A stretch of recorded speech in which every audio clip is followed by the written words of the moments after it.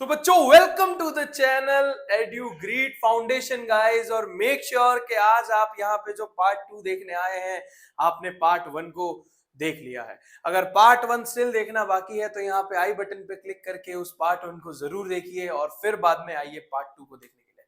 कोई बात नहीं, अगर रिफ्लेक्शन आपको अच्छे से आता था, रिफ्रैक्शन को सर समझा देंगे, पर इस बार शायद उतना लंबा नहीं करेंगे, ट्राई करेंगे कि जल्दी से जल्दी आपका निपटा दिया जाए। ओके, तो चलिए बिना किसी नौटंकी के शुरू करते हैं यहाँ पे पढ़ाना।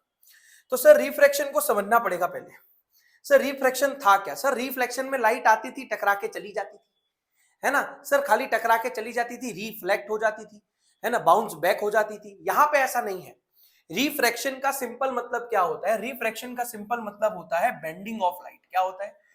बेंडिंग ऑफ लाइट, है ना, due to change into transparent media. दो मीडियम अलग अलग होने की वजह से लाइट अब बेंड हो रही है ना, लाइट अब क्या हो रही है? बेंड हो रही है। जरा देखिए यहाँ पे, है ना, है ना, ये पप्पा और बेटा जो आपको देख रहे हैं दूर से, अब आप उनको जब ऊपर की तरफ देखते हैं तो यहाँ पे जो मीडियम है सर वो एयर है।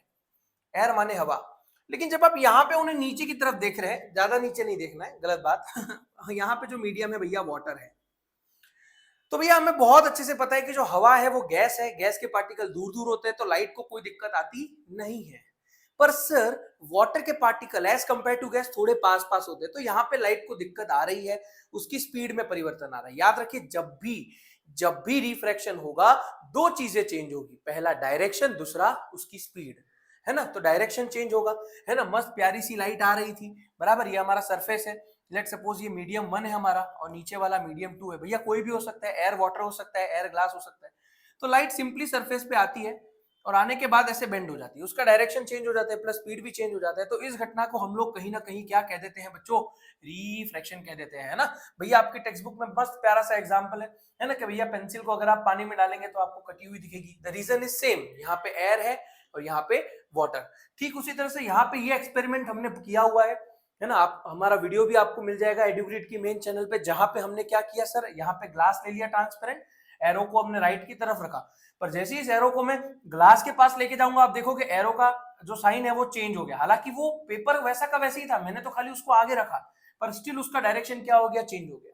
सो भैया साइंस के इस जादू को सर क्या कहते हैं? रिफ्रैक्शन कहते हैं। तो सर रिफ्रैक्शन समझ में आ गया, लेकिन सर फिर से बात कर लेते हैं कि रिफ्रैक्शन ऑफ लाइट में होता कैसे है। आपने तो यहाँ पे बड़ी सिंपल शब्दों में बता दिया, बेंडिंग ऑफ लाइट होता है।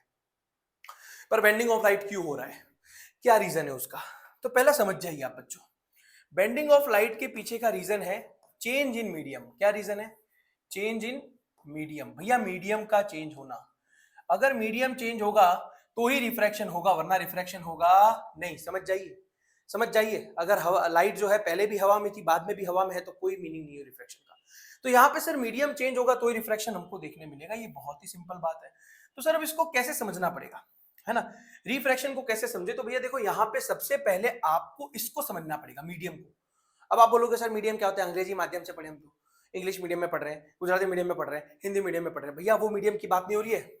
यहां मीडियम रिप्रेजेंट कर रहा है बेटा सॉलिड, लिक्विड और गैस को, सॉलिड, लिक्विड और गैस को, है ना। तो यहाँ पे मैं बहुत ज्यादा चीजों को नहीं बताऊंगा, पर मैं आपको यहाँ पे सिर्फ मीडियम को हमारे फिजिक्स में हम कैसे याद रखने वाले, दो तरीकों से बेटा। एक होगा रेयरर मीडियम, एक होगा रेयरर मीडियम और एक होगा डेंसर मीडियम। एक होगा रेयरर मीडियम और एक होगा डेंसर मीडियम। हालांकि इसकी चर्चा मैं अभी करने वाला हूँ आगे आपको एब्सोल्यूट रिफ्रैक्टिव इंडेक्स में, या रिफ्रैक्टिव इंडेक्स में इसकी चर्चा हम करेंगे कि भैया मीडियम का क्या जोर होता है। पर ऐसा समझ जाइए, रेयरर मीडियम के अंदर पार्टिकल्स दूर होते हैं, पार्टिकल्स दूर होते हैं, पार्टिकल्स दूर है ना, पार्टिकल्स दूर है। अब आप एक लॉजिक बताइए, आप मेले में जा रहे हैं, आप मेले में जा रहे हैं, अगर आप मेले में जाओगे तो मेले में एंटर होने के पहले भीड़ काफी कम थी, आप इजीली ट्रैवल कर पाए। पर जैसे ही आप मेले में घुसे, भैया बहुत ही भीड़ है। अब बहुत ही भीड़ है तो होगा क्या? होगा क्या सर? बहुत ज्यादा भीड़ होने की वजह से मैं यहां वहां जाऊंगा, यहां वहां जाऊंगा, डायरेक्शन चेंज करूंगा। सर पहले तो मैं बहुत मस्त आराम से चल रहा था, बहुत स्पीड में चल रहा था, दौड़ रहा था, खेल रहा था, पर जो कि अब मैं भीड़ के बीच में हूं तो मैं दौड़ नहीं पा रहा हूं, मेरे स्पीड में चेंज आया, डायरेक्शन में चेंज आया। तो आप सोचिए, जब आप मेले के बाहर थे तब आपकी स्पीड कुछ अलग थी, जब आप मेले के अंदर घुस गए तब आपकी स्पीड अलग है। अब आप जैसे ही मेले से एग्जिट हो जाओगे, है ना, अब आप जब मेले से एग्जिट हो जाओगे तो भी आपकी स्पीड क्या हो जाएगी? चेंज हो जाएगी, बढ़ेगी या घटेगी, डिपेंड करता है कौन से मीडियम में जा रहे हो। तो आई होप आप इस एग्जांपल से समझ गए हो कि बीच में मेला लगा है है ना, रोड के ऊपर, बीच रोड पे मेला लगा है, आप ऐसे गाड़ी लेके आ रहे थे, पहले आप स्पीड में थे क्योंकि पार्टिकल बहुत दूर दूर थे, कौन सा मीडियम था, रेरर मीडियम था। लेकिन सर अब बात आ गई डेंसर मीडियम की, जहां पे पार्टिकल्स काफी ज्यादा है, पार्टिकल्स काफी पास है, पार्टिकल्स काफी पास है, वो काफी डेंसर मीडियम है। कैसा मीडियम है?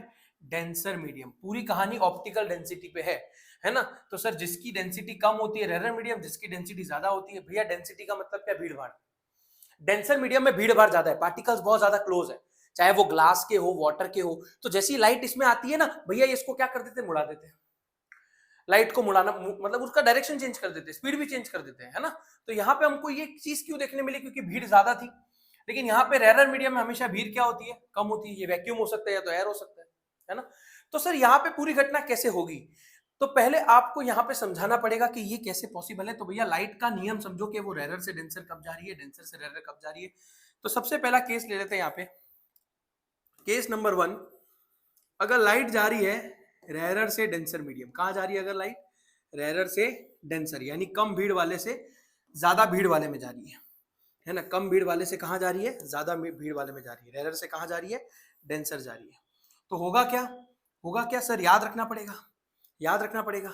यहाँ पे हमने परपेंडिकुलर लाइन बना दी, नॉर्मल। क्या नाम दे दिया इसका? Normal. Sir normal is always perpendicular to the surface. अब यहाँ से मान लो लाइट आई, है ना, तो हमेशा याद रखना है जब भी लाइट जाएगी रेरर से डेंसर, तो ये नॉर्मल है। आपको जो यहाँ परपेंडिकुलर दिख रही है ये नॉर्मल है। ये नॉर्मल से हमेशा क्या होगी? मतलब अगर लाइट जा रही है रेरर से डेंसर तो it will bend towards normal. आपको याद रखना पड़ेगा, लाइट जब भी जाएगी रेरर से denser, it will bend towards normal, towards normal. भैया नॉर्मल से प्यार करेगी, भैया जो प्यार करेगा नॉर्मल से, जिससे प्यार करते हैं उसी की तरफ जाते हैं। तो भैया देखो, इसको जाना तो ऐसे सीधे चाहिए था। अगर ये मीडियम का चेंज नहीं हुआ होता, लाइट ऐसे ही सीधे जाती, जो कि कमबख्त अब ये मीडियम चेंज हो गया, लाइट बेचारी मुड़ गई। लाइट बेचारी मुड़ गई। सर कैसे मुड़ गई? मीडियम यहाँ पे नॉर्मल की तरफ मुड़ गई। कहां मुड़ गई? नॉर्मल की तरफ। तो भैया रेरर से डेंसर होगा तो समझ जाना it will bend towards normal. कहां पे मुड़ेगी सर? ये टुवर्ड्स नॉर्मल, नॉर्मल की तरफ मुड़ेगी। लेकिन सर अगर आप दूसरा केस देखेंगे, अगर आप दूसरा केस देखेंगे तो दूसरे केस में आप समझ जाएंगे। अगर यही लाइट को मैं मुड़ा दूं बेटा डेंसर टू रेरर, क्या मुड़ा दूं? Denser to rarer. याद रखना ये केस इंपॉर्टेंट है, इसके बिना रेक्टेंगुलर ग्लास स्लैब समझ नहीं आएगा जो मैं आगे समझाने वाला हूं। तो इसको समझना थोड़ा जरूरी है कि सर रेरर से डेंसर होगी तो टुवर्ड्स नॉर्मल मुड़ेगा, है ना। लेकिन सर डेंसर से रेरर क्या होगा? Away from normal. क्या हो जाएगा? Away from normal. ये लाइट का नियम है ना। आप समझ जाइए, ये लाइट को हमने प्रैक्टिकली समझा है।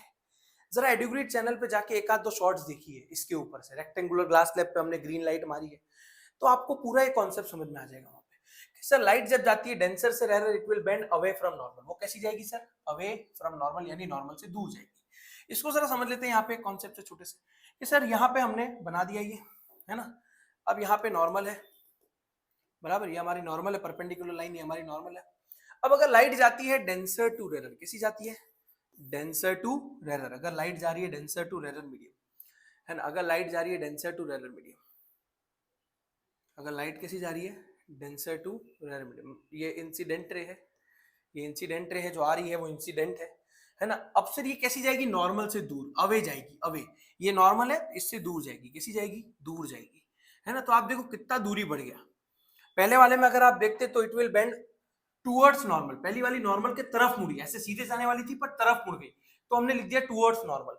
पर ये वाली को देखिए, ये तो कैसे मुड़ गई? Away from normal. भैया नॉर्मल से दूर चली गई, नॉर्मल से दूर चली गई। तो हमको डाउट ये आता है कि सर अगर हमने किसी डेंसर सरफेस पे या रेरर सरफेस पे अगर हमने परपेंडिकुलर लाइट को मारा, कैसा मारा? परपेंडिकुलर। अगर आप रे ऑफ लाइट को यहाँ पे परपेंडिकुलर मारेंगे, है ना, परपेंडिकुलर अगर आप उसे मारेंगे 90 डिग्री पे, अगर आप उसे मारेंगे, है ना, लाइट को अगर आप 90 डिग्री पे इंसिडेंट करेंगे और भले ही मीडियम चेंज हो रहा है, लेट सपोज ये रेरर है, ये डेंसर है, ये आप समझ जाइए ये डेंसर है या ये रेरर है, उससे कोई फर्क नहीं पड़ता, कोई फर्क नहीं पड़ता। सेम यहाँ पे क्या है कि सर जैसी लाइट को आप परपेंडिकुलर मारेंगे, परपेंडिकुलर, तो अगर आप देखेंगे परपेंडिकुलर लाइट आ रही है तो बिल्कुल नॉर्मल के ऊपर ही है। तो सर होगा क्या? 90 डिग्री पे मारने पे ये पाया गया कोई रिफ्रैक्शन होता नहीं है। मतलब सर नाइट जैसे रास्ते से आई थी वैसी रास्ते से वापस चली जाती है, कोई भी हमको बेंडिंग देखने मिलता नहीं है ना। तो आप समझ जाइए जब परपेंडिकुलर होगा 90 डिग्री पे होगा तो जो इंसिडेंट रे है वही रिफ्लेक्टेड रे का भी एंगल है। इसका मतलब सर हमने 90 डिग्री पे मारा तो रिफ्लेक्टेड रे भी 90 डिग्री पर ही आ रही है, समझ जाइए इसको, है ना। बाकी सारे केसेस में चेंज होगा। अगर आप परपेंडिकुलर नहीं मार रहे हो, उसकी जगह कोई और एंगल पे मार रहे हो, तो देखो क्या होगा, डेंसर से रेरर होगी तो सर क्या हो जाएगा, अवे फ्रॉम नॉर्मल।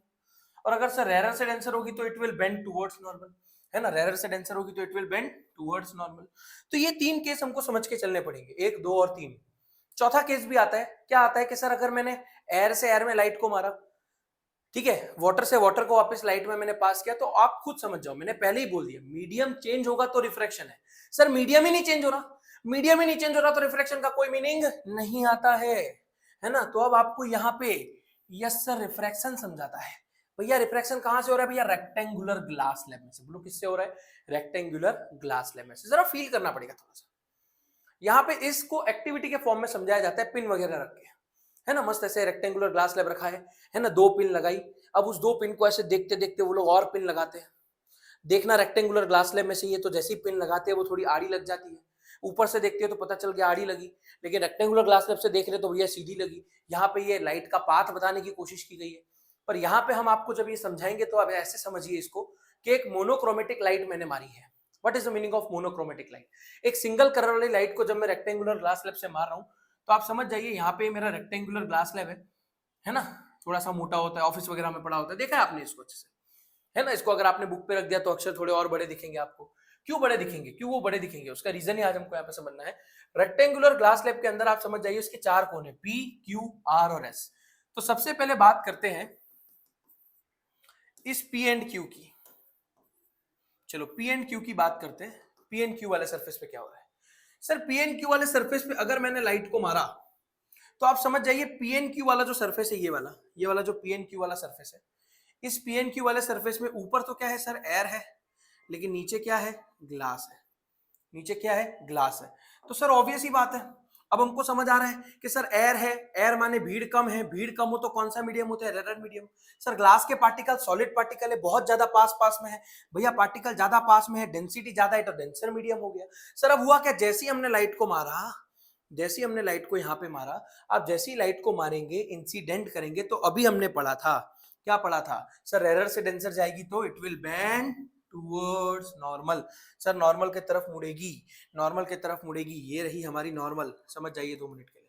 तो हुआ क्या, यहाँ पे लाइट आई तो नॉर्मल की तरफ मुड़ गई, कहाँ मुड़ गई, नॉर्मल। इसको जाना सीधे चाहिए था, पर जो कि कमबख्त मीडियम चेंज हो गया तो कैसी मुड़ गई, नॉर्मल के तरफ मुड़ गई। तो यहाँ पे भी वही हो रहा है, लाइट आई नॉर्मल की तरफ मुड़ गई। देखो यहाँ पे ये नॉर्मल है, एन और एन डैश आपको दिख रही है, नॉर्मल की तरफ मुड़ गई। इसको जाना सीधे चाहिए था, डॉटेड लाइन बता रही है कि भैया जाना सीधे चाहिए था, लेकिन ये क्या हुई, नॉर्मल की तरफ मुड़ गई, है ना।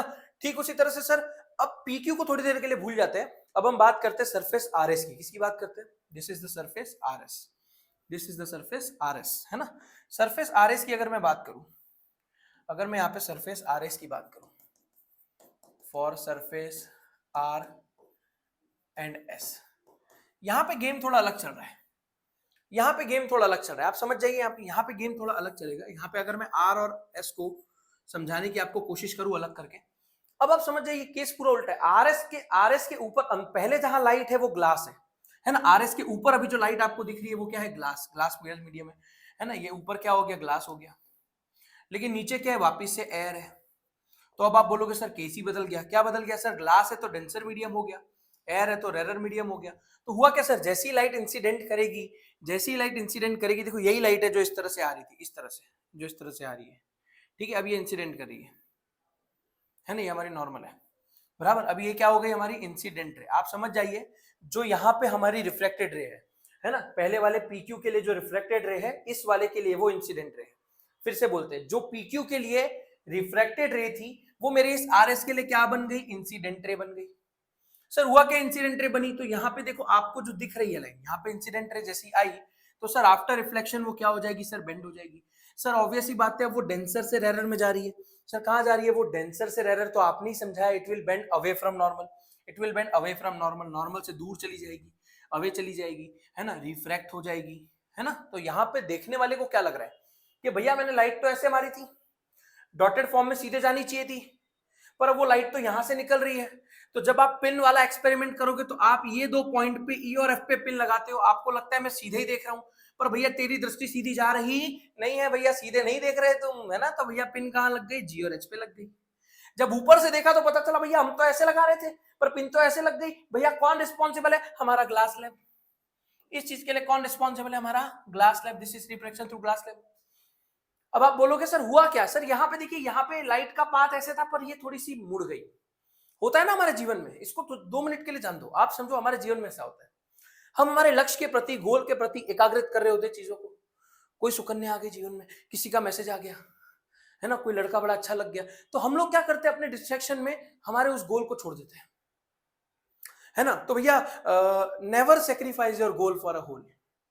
Golden words, never sacrifice your goal for a hole. आ जाओ यहाँ पे। तो कहने की बात क्या है सर, यहाँ पे जी और एच की अगर हम बात करें तो यहाँ पे लाइट जो है भैया वो मुड़ गई, है ना। मुड़ गई इन द सेंस, अगर आप नोटिस करो लाइट अब यहां से जा रही है ऐसे, और लाइट जाना कैसे चाहिए था? ऐसे। तो इन दोनों के बीच का जो डिस्टेंस है, इन दोनों के बीच का जो डिस्टेंस है, इसको हम कहते हैं लेटरल शिफ्ट। क्या कहते हैं? लेटरल। लेटरल माने सिंगल लाइन में, है ना। लाइन सेगमेंट वाले टर्म में लेटरल वर्ड यूज होता है ना, कि भैया सीधी तो लेटरल, सीधी तो लेटरल। तो लेटरल शिफ्ट, शिफ्ट माने शिफ्ट हो गई, लेटरल शिफ्ट बोलते हैं इसको। ओके, तो this is called lateral shift, है ना। पढ़ते हैं लेटरल शिफ्ट क्या है sir? The perpendicular distance, the perpendicular distance between the path of original incident रे। जो ओरिजिनल इंसिडेंट रे था उसके कंपेयर में अब जो इमरजेंट रे है ना सर। इमरजेंट रे क्या है सर? मैंने तो यहां से मारी थी, ये तो इंसिडेंट रे है, जो अंदर वाली है वो तो रिफ्रैक्ट हो रही है, रिफ्रैक्टेड रे है, लेकिन जो नई रे बाहर आई एक्चुअल वाली के कंपेयर में, अब जो ये बाहर आई इसको हमने नाम दे दिया इमरजेंट रे। क्या नाम दे दिया? Emergent ray. हमको ऐसा लगा देखने वालों को कि भैया कोई नई लाइन पैदा हुई है, कोई नई लाइन बाहर आई है, इमर्ज हुई है। क्या हुई है? इमर्ज, है ना भैया। बॉलीवुड में फेस इमर्ज होता है ना। कोई नया नया प्लेयर इमर्ज होता है, कोई ओलंपिक में कोई नया खिलाड़ी इमर्ज होता है, तो बोलते हैं ना भैया यू आर इमर्जिंग प्लेयर। तो बस वही यहाँ पे लाइन क्या हुई है? इमर्ज हुई है। कोई नई लाइन आ गई, देखने वालों को ऐसा लगा तो नाम क्या दे दिया? Emergent. After light passes through a parallel side glass slab, है ना भैया। ग्लास स्लैब में लाइट ब्लास्ट हुई तो उसके साथ ये हुआ भैया, उसका डायरेक्शन चेंज हो गया, है ना। इसके पीछे कौन सा फिजिक्स का फिनोमिना था भैया? रिफ्रैक्शन। क्या था? रिफ्रैक्शन। तो आई होप आपको समझ में आ गया होगा, है ना। यहाँ पे आपको एक चीज बता दूं कि जितना एंगल ऑफ इंसिडेंस होता है उतना ही यहाँ पे एंगल ऑफ इमरजेंट होता है। यहाँ पे एक और चीज मायने रखती है कि angle of incidency is equal to angle of emergence. कि आपने अगर 60 डिग्री पे लाइट को मारा था तो निकली भी इमरजेंट रे 60 पे ही होगी। हालांकि आपको जो शिफ्ट दिख रहा है वो लेटरल शिफ्ट तो रहेगा, perpendicular distance between actual incident ray, original incident ray and the emergent ray is called lateral shift. तो I hope rectangular glass slab में जो चीजें आपको समझ में आ गई होगी। भैया फिजिक्स बिना नियम के फिजिक्स नहीं पढ़ सकते। नियम की बात करते हैं, लॉज ऑफ रिफ्रैक्शन, है ना सर। ये लॉ बड़े सिंपल है, सिंपल है पर बहुत ज्यादा पूछे जाने वाला क्वेश्चन है। फिर से 2 मार्क का क्वेश्चन है, आपको मस्त चीजें देके जाएगा 2 मार्क के अंदर क्या होगा समझना अच्छे से। लॉज ऑफ रिफ्लेक्शन के अंदर सर, लॉस की अगर मैं बात करूं तो भैया इसमें नियम जो है वो थोड़े रिफ्लेक्शन वाले से अलग है। देखो रिफ्लेक्शन वाले का सेकंड पॉइंट क्या था, है ना, the incident ray, reflected ray and normal to the point of incidence all lies in same plane. ये उसका पहला पॉइंट है। क्या पॉइंट है पहला वाला? ये बोलता है कि सर मेरी जो इंसिडेंट रे है, रिफ्लेक्टेड रे है and normal to the point of interface, incident नहीं आ गया है ना, and normal to the point of interface. क्यों इंटरफेस आ गया भैया? अब मीडियम चेंज हो रहा है तो ये पॉइंट जो है भैया यहां से भी दिख रहा है, यहां से भी दिख रहा है, इंटरफेस। क्या हो गया? ये इंटरफेस, है ना। तो कहने का बात क्या है कि भैया incident ray, reflected ray, normal to the point of incidence all lie in same plane. मतलब सर देखो एक ही प्लेन में सबकी सब लाई करती है। ऐसा नहीं है कि कोई अंदर घुस गई कोई बाहर आ गई, है ना भैया। सेम प्लेन में लाई करती है। क्या करती है? सेम प्लेन में लाई करती है। बिल्कुल सही बात। सेकंड वाला तो भैया इतना इंपॉर्टेंट है कि इसको लिख लो, थूक लगा के 1 मार्क में आता है स्नेल्स लॉ, है ना। डिफाइन स्नेल्स लॉ, है ना, या give the statement of Snell's law. अब स्नेल्स लॉ को थोड़ा समझना पड़ेगा। क्या कहता है स्नेल्स लॉ? ये कहता है भैया हम रेशियो है। क्या है? हम रेशियो है। भैया रेशियो क्या होता है? भैया तुलना करते हैं, तुलना करते हैं, कंपैरिजन करते हैं। माँ बाप करते तुम्हारी कंपैरिजन, यहाँ पे किससे कंपैरिजन करेंगे? कौन 2 लोग आपको दिख रहे हैं जिसकी कंपैरिजन हो सकती है? सर सीधी सी बात है, एक इंसिडेंट रे दिख रही है और एक रिफ्रैक्टेड रे दिख रही है। सर दोनों की कंपैरिजन करेंगे, सर थोड़ा ट्रिग्नोमेट्री लग जाएगा। अगर आप ऐसा सोचो यहाँ पे कि मैं इन दोनों को ऐसे ट्राइंगल बना दूं, थोड़ा समझना पड़ेगा आपको, बाद में मैं डायरेक्ट यहाँ पे आपको बताऊंगा। अगर मैं यहाँ पे दोनों को ऐसे ट्राइंगल बना दूं तो आप ट्रिग्नोमेट्री पढ़ते हैं, है ना, कि अगर ये एंगल है, एंगल के सामने वाली साइड होती है ऑपोजिट, जो ये होता है उसको हम एडजेसेंट बोलते हैं, जो स्लोप होता है उसको हम हाइपोटेनियस बोलते हैं। ऐसा आप सब आप पढ़ चुके हैं। तो जब आप पढ़ोगे साइन थीटा, या आप बोलते हो साइन कंपोनेंट, है ना, साइन थीटा, साइन थीटा का फॉर्मूला होता है ऑपोजिट अपॉन हाइपोटेनियस, है ना। अभिषेक सर नाराज हो जाएंगे, भैया मैक्स क्लास चालू कर दी सर ने। तो भैया ऑपोजिट अपॉन हाइपोटेनियस, यहाँ पे तुलना की जाती है, यहाँ पे तुलना की जाती है। तो यहाँ पे भी तुलना ही की जा रही है। किसकी तुलना की जा रही है? इंसिडेंट रे और रिफ्रैक्टेड रे के साइन कंपोनेंट की, साइन थीटा की, साइन एंगल की जो उन्होंने बनाया है है ना। तो हम वही बोलने वाले हैं, the ratio of sine component of angle of incidence with respect to the sine component of angle of reflection is always constant. ये बोलता है हमेशा इसकी वैल्यू क्या रहने वाली है, कांस्टेंट। सेम नहीं बोला, सेम और कांस्टेंट में बड़ा अलग है, सेम और कांस्टेंट में बड़ा अलग है। सेम वर्ड नहीं बोला है, बच्चे सेम लिख के आ जाते, गलती कर देते, कांस्टेंट लिखना है ना। The ratio of sine component of angle of incidence with respect to angle of refraction, है ना, इज ऑलवेज रिमेन्स कांस्टेंट, हमेशा वो कांस्टेंट रहेगा। पर एक चीज आपको यहाँ पे छोटा सा इसका एक ये भी बता दूं कि ये जो कंपोनेंट होगा साइन कंपोनेंट, आप याद रखना हमेशा इसका जो एंगल है 0 डिग्री, है ना, और 90 डिग्री के बीच में होना चाहिए। ये जो मैंने यहाँ पे अभी लाइन कही है, कई बार सब लोग बता देते पर इसके पीछे का रीजन नहीं बताते कि आपका एंगल 0 से लेके 90 डिग्री के बीच में ही होना चाहिए, तो ही ये स्नेल्स लॉ एप्लीकेबल है, अदरवाइज एप्लीकेबल होगा नहीं। बहुत इंपॉर्टेंट कंडीशन है, याद रखना आप उसको। अगर आप स्टेट बोर्ड से बिलोंग करते हो तो शायद इसको इतना महत्व देने की जरूरत नहीं है, सिर्फ स्टेटमेंट याद कर लो, चल जाएगा, काम हो जाएगा। पर सीबीएसई बोर्ड से हो तो इन चीजों का आपको ध्यान रखना पड़ेगा। सर नियम बता दिए, नियम के बाद बताओ रिफ्रैक्टिव इंडेक्स।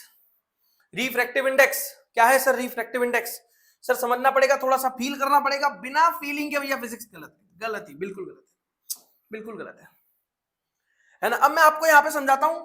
यहां पे आपका झगड़ा हो गया, आपने दोस्त बुला लिए, दोस्त बुला ले टीटू, मोंटू और बंटी, है ना, टीटू मोंटू बंटी, और आपने यहां पे चिंटू को मारने के लिए इनको बुलाया। तो भैया टीटू, मोंटू और बंटी, समझ जाइए आपके 3 दोस्त हैं। आपने तीनों को बोला ये साला मेरे को गाली देके गया था, गलत शब्द बोल के गया था। अब ये तीनों चिंटू को मारेंगे।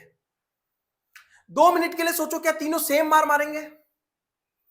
इस दुनिया में आपने आपके दोस्त को फोन कर दिया, भैया हैरान कर रहा था, इसको ठोक देना, मार देना, है ना, तो भैया कोई हाथ से मारेगा, है ना, कोई कोई जाके वहां पे मतलब ये समझो, ये एक एग्जांपल दे रहा हूं मैं, ऐसा करना नहीं, देखो बहुत ही खराब लगता है, मतलब ऐसे कोई अगर मारा मारी होती है तो। पर जो कि अब हम यहाँ इंडिया में रहते हैं तो पता नहीं क्यों हमारे स्कूलों से लेके सब चीजों में ये बहुत कॉमन हो गया। तो मुझे लगता है ये एग्जांपल आप रिलेट कर पाओ, मैं इसके लिए दे रहा हूँ, ऐसा कुछ करना नहीं, समझ जाओ इस बात को। बहुत खिलाफ हूं मैं इन सब चीजों के, पर जो कि आपके दिमाग में मुझे फिजिक्स की वो थियरी फिट करनी है तो मैं एग्जांपल दे रहा हूँ, याद रखना इस चीज को। सर यहाँ पे सर तीनों अलग अलग मारेंगे, ये तो झापड़ मार देगा, ये क्या करेगा ऐसे टपली मार देगा उसको, है ना, ये क्या करेगा यूं पांव रख के उसको गिरा देगा। तो भैया तीनों के तीनों क्या करेंगे, अलग अलग तरीके से मारेंगे। पर अब आप तीनों को पूछोगे भैया किसने ज्यादा मारा, किसने कम मारा, भैया तुलना करनी पड़ेगी, तुलना करनी पड़ेगी। सेम उसी तरह से जब मैं यही क्वेश्चन आपको यहाँ पे टीटू मोंटू बंटी की जगह अगर ऐसा बोलूं कि लाइट आप समझ जाइए हवा में थी, कहां पे थी लाइट जो है भैया, पहले हवा में थी, आप ऐसा मान लीजिए लाइट जो है भैया हवा में थी, हवा में ऊपर एयर में, ठीक है, कहां पे थी, ऊपर एयर में, तीनों में एयर में थी, ओके एयर में थी, एयर में थी। पर आप समझ जाओ अब वो लाइट कहां आ रही है, ग्लास में आ रही है ना। अगर मैं बोल दूं वो लाइट कहां आ रही है, वाटर में आ रही है। अगर मैं बोलूं ये लाइट कहां आ रही है, डायमंड में आ रही है। तो अब आप मुझे ये बताओ, तीनों के तीनों आपको ये तो पता चल गया डेंसर मीडियम है एज कंपेयर टू एयर, नीचे के तीनों तीनों डेंसर मीडियम है, पर फिर भी क्या तीनों सेम तरीके से लाइट को मुड़ाएंगे? नहीं सर, सेम तरीके से नहीं मुड़ाएंगे, है ना, तीनों में क्या होगा, फर्क होगा, है ना, कोई ज्यादा मुड़ाएगा कोई कम मुड़ाएगा। भैया ये तुलना ही तो करनी है कि कौन ज्यादा मुड़ा रहा है कौन कम मुड़ा रहा है। सर कैसे पता करेंगे भैया, स्पीड से पता कर लो। सर हवा में स्पीड कितनी थी, 3 × 10⁸ मीटर पर सेकेंड थी सर, है ना। जैसे ही वो पानी में गया तो स्पीड ऐसा मान लेते हैं 2 × 10⁸ मीटर पर सेकेंड हो गई, है ना। अब आप क्या करेंगे, दोनों को कंपेयर कर लीजिए, दोनों को कंपेयर कर लीजिए। तो जब आप कंपेयर करते हैं, जब आप कंपेयर करते हैं 3 × 10⁸, 2 × 10⁸, जब आप कंपेयर करेंगे, कंपेयर करेंगे तो 10⁸ कट जाएगा, 3/2 हो जाएगा 1.5। और ये जो 1.5 आएगा इससे आप बोलेंगे refractive index which is denoted by n, है ना। इसका मतलब क्या है जरा समझना, जरा समझना, इसके 2 मतलब है, समझना अच्छे से, दिमाग में फिट कर रहा हूं वरना सब कुछ जादू हो जाएगा, सुन लेना 2 मिनट के लिए।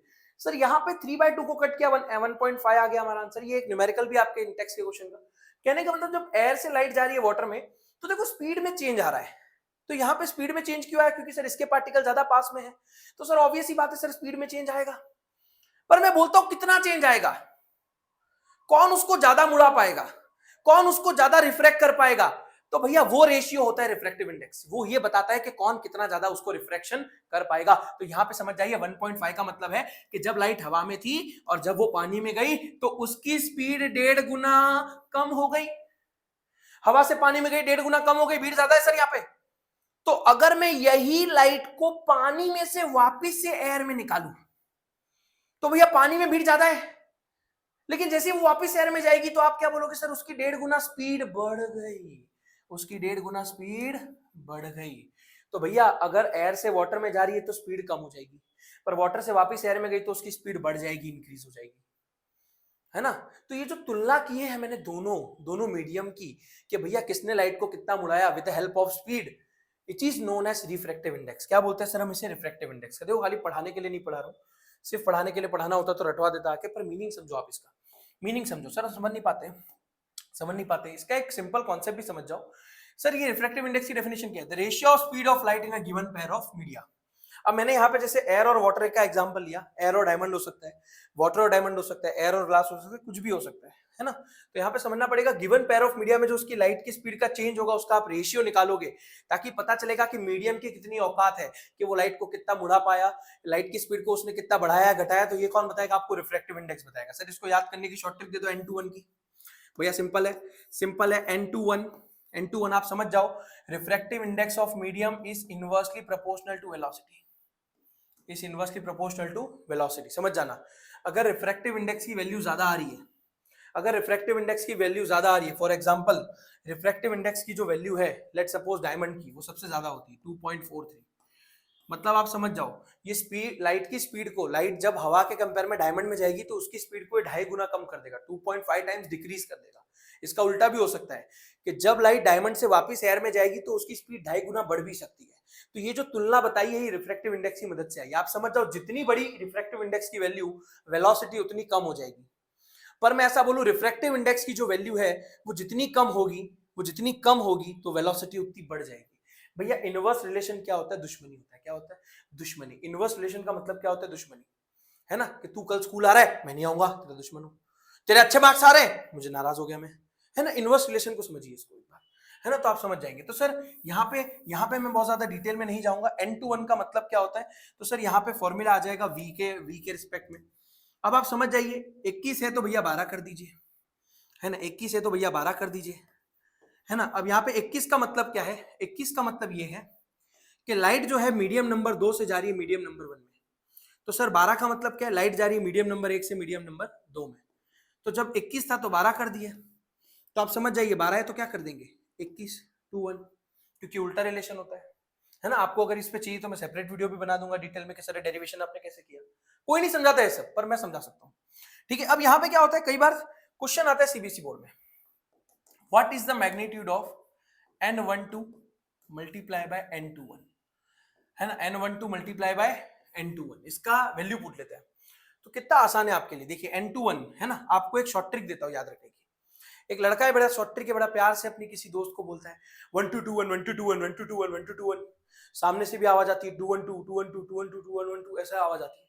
अब आप और मैं समझ नहीं पाए कि वो क्या कह रहे थे, तो वो ऐसा कह रहा था, है ना, कि तू मुझे बाहर मिल। कहाँ मिल, बाहर, बाहर, बाहर माने 12 12 12, तू मुझे बाहर मिल, है ना।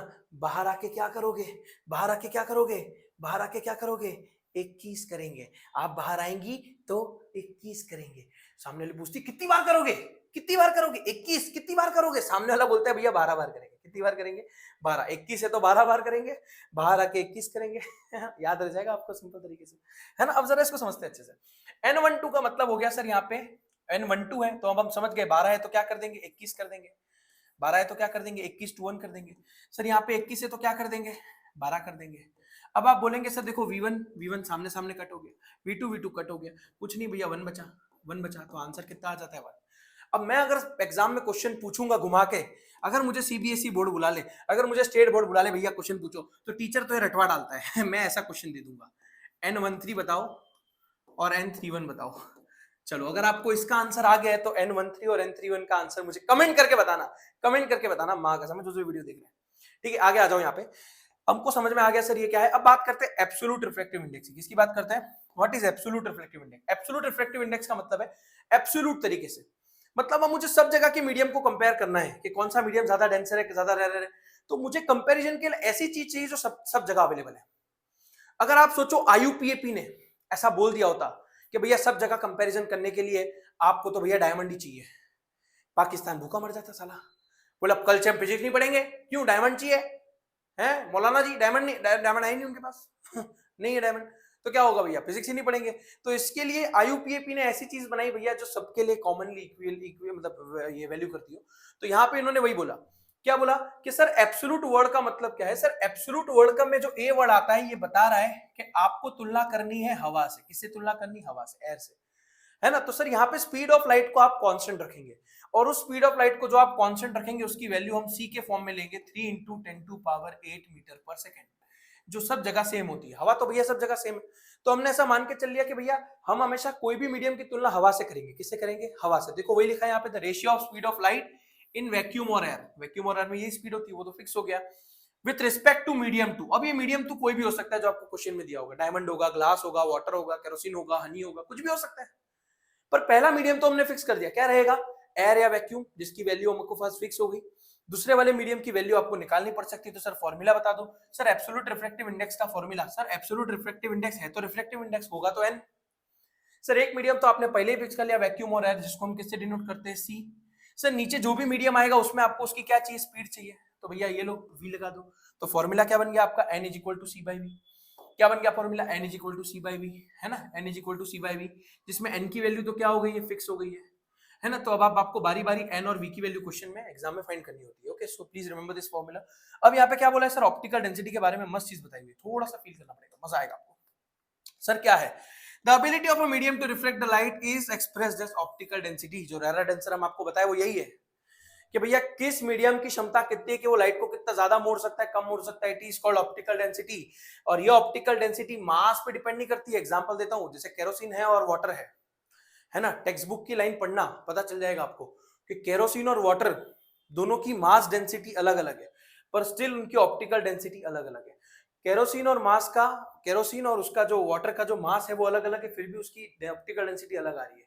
तो मास डेंसिटी का मतलब है कि जो पार्टिकल जुड़े हुए हैं, जितने भरे हुए पार्टिकल, उनका जो मास है वो ऑप्टिकल डेंसिटी पे डिपेंड करता नहीं है। यानी जो मास की भीड़ भाड़ है वो ऑप्टिकल डेंसिटी पे डिपेंड नहीं करती है, ऐसा टेक्स्ट बुक के एग्जांपल में दिया है, पढ़ना अच्छे से आप। अब यहाँ पे हमको क्या समझना है सर, सिंपल तरीके से कि कभी भी ये मास डेंसिटी जैसी नहीं होती, ऑप्टिकल डेंसिटी हमेशा ये बताती है कि मीडियम की औकात कितनी है कि वो लाइट को कितना रिफ्लेक्ट कर पाएगी। तो यहाँ पे समझ जाइए, जितना ज्यादा रिफ्रैक्टिव इंडेक्स होगा सर, जितना ज्यादा क्या होगा, रिफ्रैक्टिव इंडेक्स होगा, जितना ज्यादा रिफ्रैक्टिव इंडेक्स होगा, जितना ज्यादा लार्जर रिफ्रैक्टिव इंडेक्स होगा, ऑप्टिकल डेंसिटी उतनी ज्यादा होगी, डेंसर होगी। सर जितना वो लोअर होगा उतनी क्या होगी, रेयर होगी। तो आई होप बच्चों को ये समझ में आ गया होगा एब्सोल्यूट रिफ्रैक्टिव इंडेक्स के बारे में। ओके, तो यहाँ पे अब हम बात करेंगे सर, यहाँ पे अगर हम चीजों को समझेंगे तो आपको एब्सोल्यूट रिफ्रैक्टिव इंडेक्स पता चल गया। इसका एक बहुत अच्छा सा टेबल यहाँ पे दिया हुआ है। क्या है सर ये टेबल, क्या कहता है, देखो हमने एयर की जो रिफ्रैक्टिव इंडेक्स है वो ले ली है 1। इस टेबल को याद करने की जरूरत नहीं है, ऐसा एनसीईआरटी में खुद लिखा है, पर ये आपको याद करना पड़ेगा। जो डायमंड है 2.42 सबसे हाईएस्ट इसकी होती है ना भैया, सैफायर गाना आ गया याद करने की जरूरत नहीं है। तो भैया सबसे हाईएस्ट किसकी है, डायमंड की है। वाटर की भी याद रख सकते हो 1.33, है ना 1.33। ओके, एयर की याद रख सकते हो, एयर, वाटर और डायमंड की मैं आपको रिकमेंड करूंगा कि इनकी आप याद कर लो, इनकी आप जरूर याद कर लो, ठीक है, बाकी किसी की याद नहीं रहेगी चलेगा। फिर बात करते हैं सर एब्सोल्यूट रिफ्रैक्टिव इंडेक्स का जो फॉर्मूला है, जो आपने अभी हमको बताया, n = c/v। क्या होता है, n = c/v। कैसे आया पता चल गया सर हमको, कैसे आया पता चल गया, एक तो वैक्यूम होगा, दूसरा वाला कोई और मीडियम होगा, आ जाएगा एब्सोल्यूट रिफ्रैक्टिव इंडेक्स, पता चल गया। अब बात करते हैं स्फेरिकल लेंस की। समझो स्फेरिकल लेंस आया कैसे, समझो। आपको याद है मिरर कैसे आया था, आपको याद है मिरर कैसे आया था। सर मिरर कैसे आया था, सर देखो मिरर को हमने एक ग्लास स्फीयर में से लाए थे। कैसे लाए थे हम मिरर को, ग्लास स्फीयर में से लाए थे। मिरर को कैसे लाए थे सर, बिल्कुल जी हाँ, ग्लास स्फीयर में से हम क्या कह रहा था, हमने मिरर को लेके आए थे। सर हुआ क्या, अगर मैं दूसरे किसी ट्रांसपेरेंट सरफेस को भी ला दूंगा तो होगा क्या सर, दो ग्लास स्फीयर को मिला के आपका लेंस बना है। क्या बना है सर, आपका लेंस बना है, हमारा नहीं, आपने जो पहना हुआ है चश्मा वो लेंस इससे बना हुआ है, ऐसे ही बना हुआ है। अब हुआ क्या, देखो दो ग्लास स्फीयर दिख रहे हैं। अगर आपको दो ग्लास स्फीयर दिख रहे हैं बेटा, तो ऑब्वियस ही बात है, this is centre number 1, this is their centre number 2, है ना। मतलब ऐसा मान लो कि ये वाला जो है वो स्फीयर 1 है, एक ये वाला जो है वो स्फीयर 1 है, और ये वाला जो है बेटा वो स्फीयर 2 है। तो स्फीयर 1 हो गया और स्फीयर 2 हो गया। ये जो दोनों स्फीयर आपको दिख रहे हैं दोनों के सेंटर है, सेंटर नंबर 1, सेंटर नंबर 2। है ना। अब आपको पता है the centre of spherical mirror is called centre of curvature. तो आप सर ये भी बता दीजिए कि अगर यहाँ पे मैं एक प्रिंसिपल एक्सिस पास कर दूं, सर प्रिंसिपल एक्सिस क्या है सर, मन गढ़ंत हमारी एक रे है जो मन से पास हो रही है ऐसे, है ना, हमारे एक इमेजिनरी लाइन पास हो रही है, उसको हमने क्या बोल दिया, प्रिंसिपल एक्सिस बोल दिया। तो सर यहाँ पे प्रिंसिपल एक्सिस पे हमको बहुत ही अच्छे से पता है कि अगर अगर मैं यहाँ पे बात करूं कि प्रिंसिपल एक्सिस पे जो आपका ये रेडियस ऑफ कर्वेचर है, रेडियस ऑफ कर्वेचर है ना सर, अगर मैं एक बात करूं, अगर ये स्फीयर है तो देखो यहाँ पे सेंटर से लेके उसकी जो दूरी है वो तो सेंट्री मानी जाएगी। अगर ये स्फीयर है, स्फीयर का जो ये सेंटर है, सेंटर से लेके उसकी जो बॉर्डर तक की दूरी है ये तो रेडियस ही हुई, है ना। इस वाले स्फीयर की बात करो, देखो इस वाले की आपको पता चल जाएगा मैं किसकी बात कर रहा हूँ, यहाँ पे दिख रहा है आपको, है ना सर, सेंटर से लेके उसके बॉर्डर तक की जो दूरी है वो तो उसका रेडियस ही हुआ। तो सर आप कहना क्या चाहते हो, हम ऐसा कहना चाहते हैं कि अगर मैं सेंटर C1 की जगह इसको मैं रेडियस लिख दूं तो कोई दिक्कत है किसी को, रेडियस लिख दूं, है ना। तो सर सेंटर ऑफ कर्वेचर जो है बराबर, यहाँ पे आप उसको रेडियस लिख दीजिए, है ना सर। रेडियस किसका है, स्फीयर नंबर 1 का रेडियस है तो R1 लिख दीजिए। सर ये किसका रेडियस है, ये किसका हो गया सर, ये हो गया स्फीयर नंबर 2 का रेडियस, इसको आप R2 लिख दीजिए। तो एक हो गया R1, एक हो गया R2, है ना, एक हो गया R1, एक हो गया R2। सर आप ही हमको पढ़ाए थे R इज इक्वल टू क्या होता है, 2f होता है। तो क्या मैं R के बराबर 2f लिख सकता हूँ, क्या मैं R के बराबर 2f लिख सकता हूँ? याद कर लो, रिलेशन तो नहीं बदलेगा, है ना। इसका मतलब सर R की जगह मैं क्या लिख सकता हूँ, 2f लिख सकता हूँ। जब मैं बेटा R की जगह पे 2f लिख सकता हूं तो आपको समझना पड़ेगा जो यहाँ पे R1 था उसकी जगह मैंने क्या लिख दिया, 2f1 लिख दिया, यहाँ पे क्या लिख दिया, 2f2 लिख दिया। अब इससे हुआ क्या, इस तरीके से आपको पता चलेगा कि कैसे 2f1 2f2 आए। स्कूल में क्या किया, आपको डायरेक्ट बता दिया भैया f1 होता है, f2 होता है, 2f1 होता है, 2f2, पर पता होना चाहिए ना कैसे आया। तो ये थोड़ा माइंड में कॉन्सेप्ट को घुसाना पड़ेगा आपको। अब मैं आपको बताता हूं कि जो सरफेस मेरे को रिक्वायर्ड नहीं है मैं उसको हटा देता हूं, जो सरफेस मेरे उस पर रिक्वायर्ड नहीं है मैं उसको हटा देता हूं, है ना। तो देखो अगर मैं जो मुझे रिक्वायर नहीं उसको अगर मैं हटा दूं बेटा, तो आप बोलोगे सर ये तो क्या बन गया जी ये तो क्या बन गया, हमारा कॉन्वेक्स लेंस बन गया। क्या बन गया, ये तो कॉन्वेक्स लेंस बन गया। क्या हुआ ये, मिटा क्यों नहीं भैया, मिटा क्यों नहीं, दुख दर्द हो गया हमको।